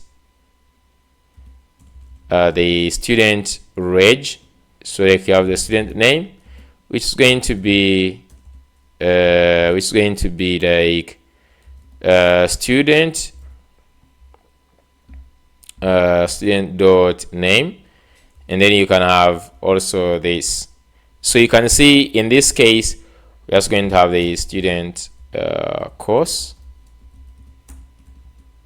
student course, as if I can write the word course like this, and it's going to be dot course. And then for the reg number, we don't have the reg numbers right now. Let's just first leave it at this. So I'm just going to go ahead and say this going first is going to be the student index, and then student name, and then the student course, just like this. Okay, so if I just go back and run, let's go ahead and run this. Of course, you know that we did not put here the next line, so you can just go ahead and put the new line like this. Now let's run again. Go run main. Yeah, you can see we have our scroll down here. So we have this oh, okay, so for loop student print,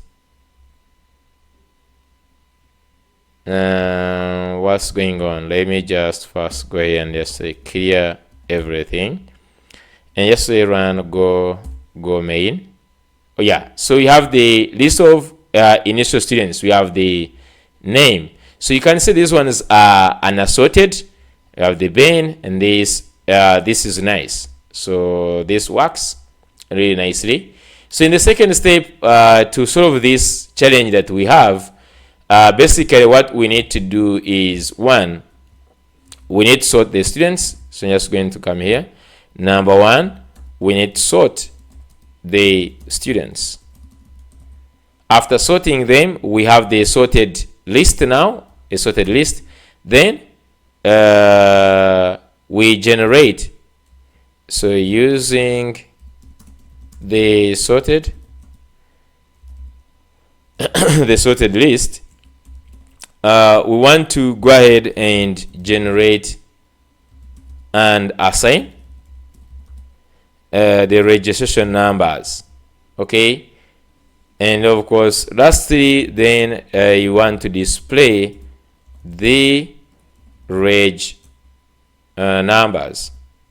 Want to display the the students with reg numbers. This is how we want to do the 3 steps.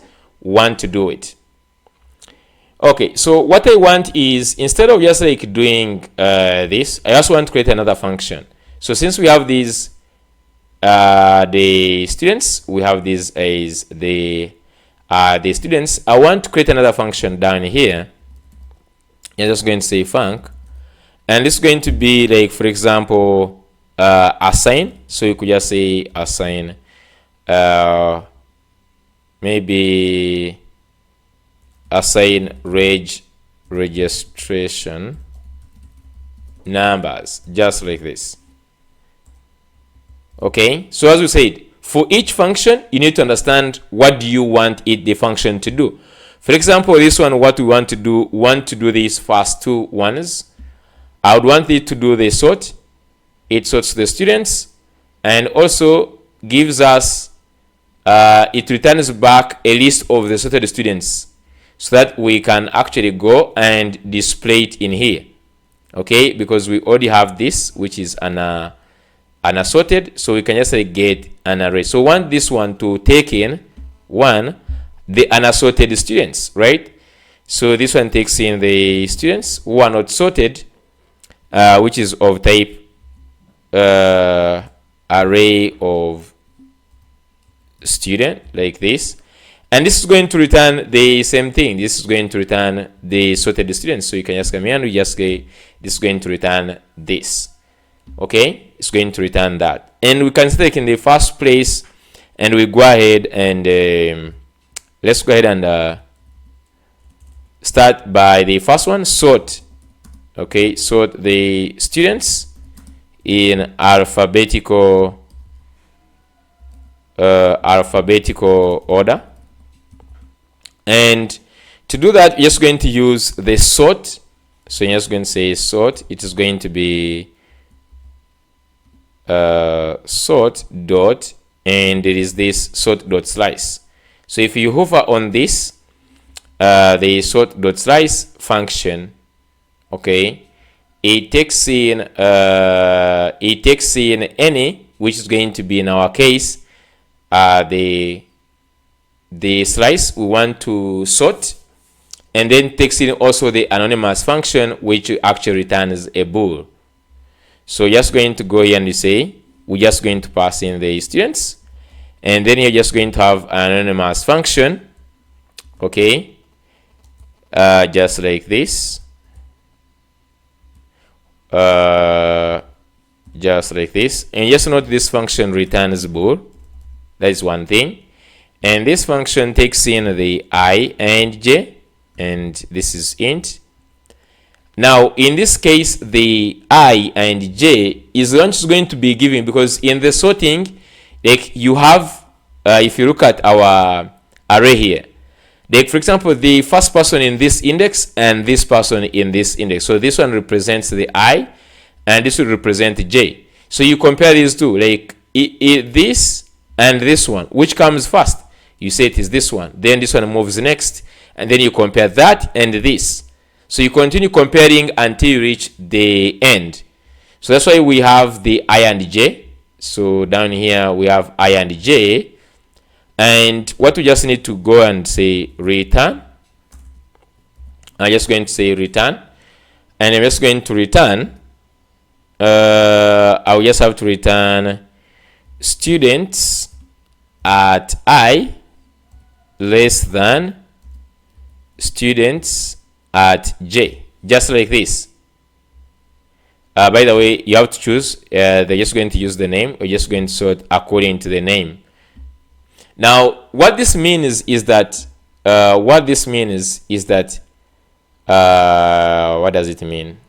It means that we are sorting by name, and if you're using a string, and you use less than here, it means you are sorting in the ascending order, like the first person in the alphabet will come first. if I use greater here, like this, then the last person, this is going to be descending. Now, if we used an integer, this would be different, because in the greater the integer, it comes first. So you would just go, you can read more about the go sort. So you can just say go, maybe sort, like go sort, like this. And you can just go ahead and read about the sort package.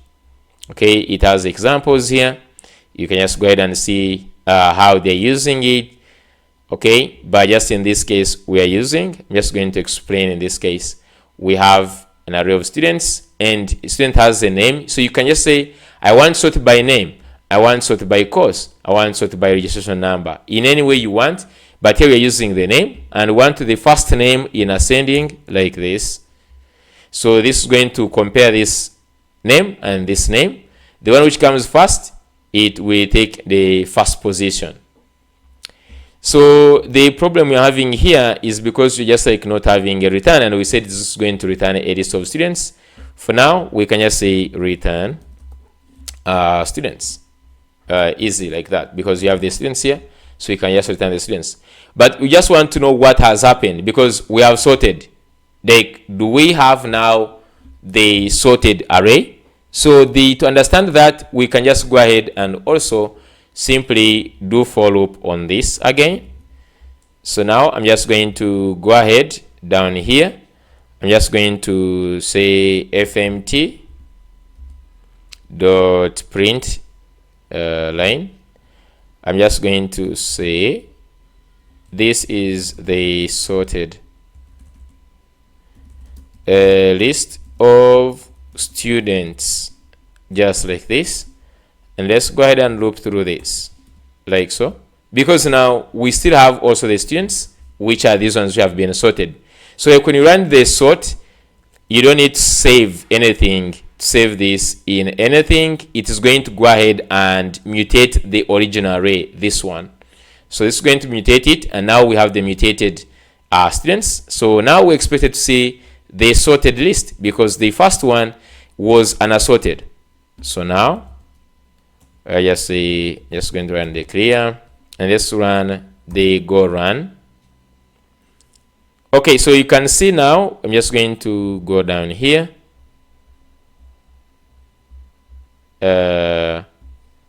Come on, just like this. Okay, we haven't called the function. So we just need to go ahead and call the function, guys. So since this returns an array, we can actually just look for it here. Here we have the original array. This is the original one. So we could actually do this outside if we wanted. So I can just go here and actually put this outside, cut everything, and just bring it here. So where do we get the sorted students? So we can just say students. Let's go and say students is equal to assign, and then let's pass in the students, just like this. So we pass in the assign registration numbers, we pass in the students, it returns back an array of students, we get it, and then it is what we just going through here, the sorted list of students.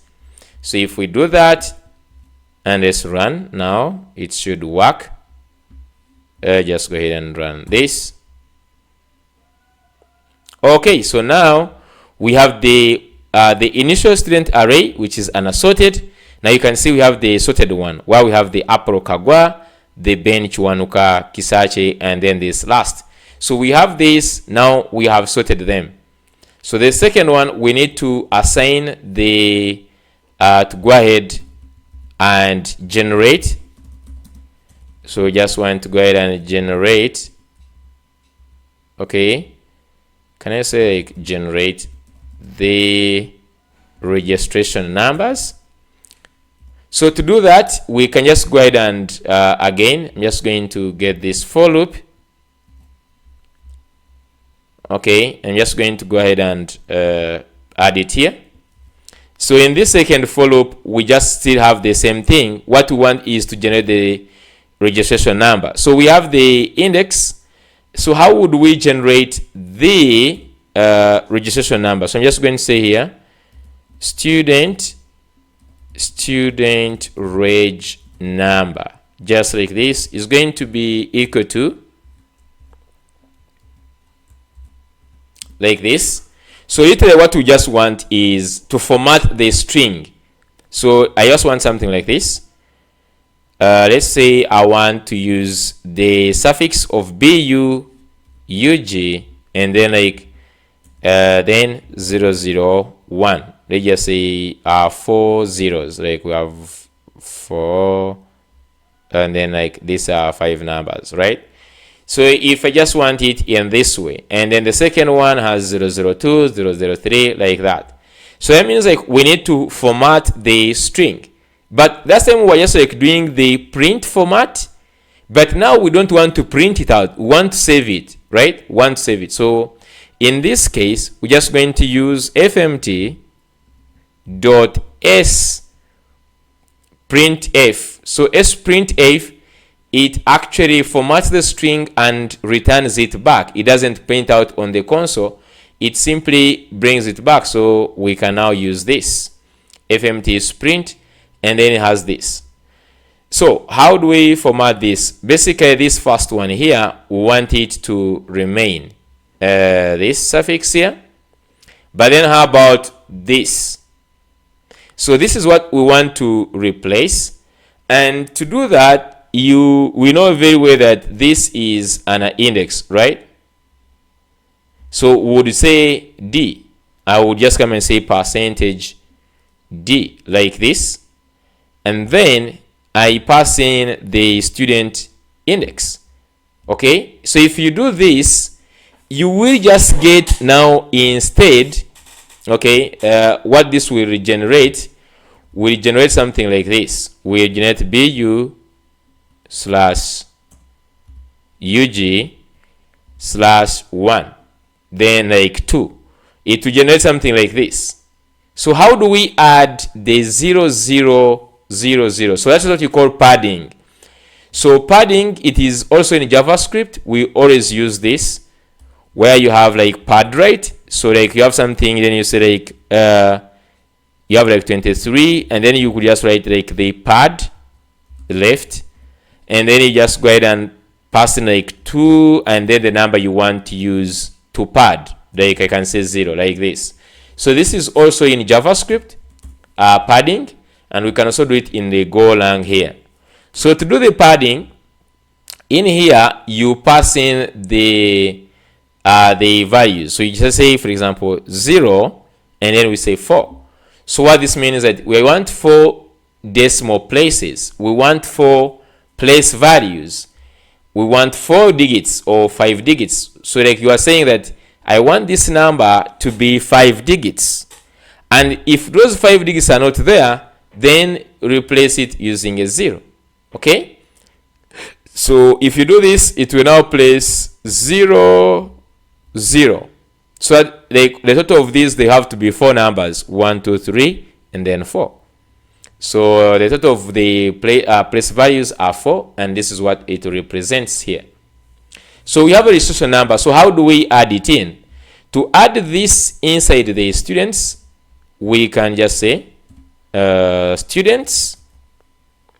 So we can just access the students, this one, at index, which we already have, student at this index, and then we can give it student at index dot reg number is equal to the student reg number. So this is how we change an item inside an array. If you just want to change an item 1, you go ahead and say, for example, students at item 1, the registration number, we give it a new value. This is the same way we do it in JavaScript.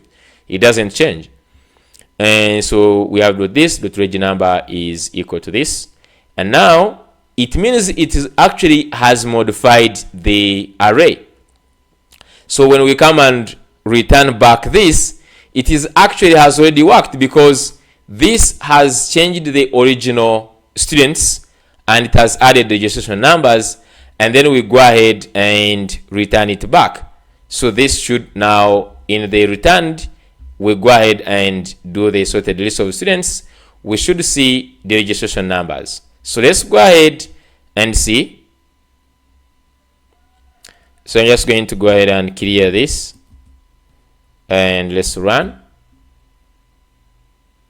Okay, so if you look at this, we don't have, we have the list of the initial, and then we have the list of the sorted students, but actually we did not put the registration number. So just go back here in this final one, the sorted one. Now since we have this, we can now say student reg number.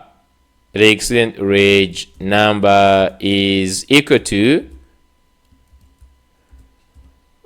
which is going to be student dot reg number, like this. And now let's go ahead and add it here. So just go into space, and then we add percentage %s also, and let's go ahead and add this here. So one more here, like this, student reg number. So we have now this, we have the name, the course, and the registration number. So let's go ahead and run this again. Clear, and let's go ahead and run the go run. Yep. So you can see now we have the students, and we have the Apollo with 001, Ben 002, Chisache 003, and finally 004. And with that, it is really amazing to see of what we just like already in the basics, what we have already covered. Now the last thing that I'm just going to talk about is, since we did this, if you go in the main and you just do this, you see that on the student, this is, remember, the students is a package. So you can see you can access, for instance, assign registration numbers. You have display students, then you have the students. So you can access all these things that we said, if they're in capital letters, if you start with the capital letters, they are public and you can use them in other files. Only in this file we wanted only display students. So if I go back here, like even structs, we can create another package here for testing, and we say types, like this, and I can just go ahead and say types dot go, like this, and then I create this as package types, and then I can just come here, I get my struct, this one, cut it, and let's take it in go, in the types here, like this. And if I go here, I can now import this from the types. So if I just go here, and I can say students, for example, types, I can say types dot, and you see student. So everywhere I have this, the student, I can simply use that. So just go here, we can just say go ahead and do this, okay, and this still runs just normally. So this is how we actually just like put this. And if you look at this, is right away here, and if you go back in the students, we are importing it like this. Look at this, GitHub, this students, and it is getting it from the package. So wherever you meet this, you just note the first one after the name, this is the module, okay, and then this is a package. Let me just use this example to explain here in a second. So going back in this example, as we said, if you meet something like this, you said this is this name here, this one,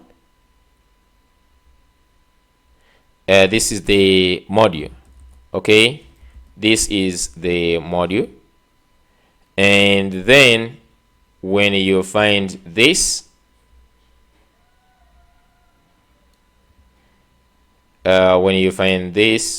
is going to be why. So this is let me just name this as the package. So this is how it works. I'm just going to talk about more in the future about this architecture here. Okay, just going to talk more about this architecture, but this is the importance of naming like this. It tells me this is a module and this is a package inside here. Yep, so this marks the end of our basics. This is where we have reached, and if you go back in here, we have covered a lot of things. Just going to be seeing here, we have covered loops. We have not done the conditions, which we might just look at in the next episode, where we're going to start from pointers, if students, and even more about the return. We just do also another simple project in our second. We do the second project. Then the essentials, we have also string formatting. We have looked at the formatting. We look at the JSONs, JSON handling, and in that case, we also look at APIs. Okay, we look at APIs, and we might actually in the second one, we might just do this project, or we might just do it in the third one. So I'm just going to see, but we're just going to see how we're just going to go ahead and do those basics. Okay, so thank you so much for watching this episode. I will see you in the next one.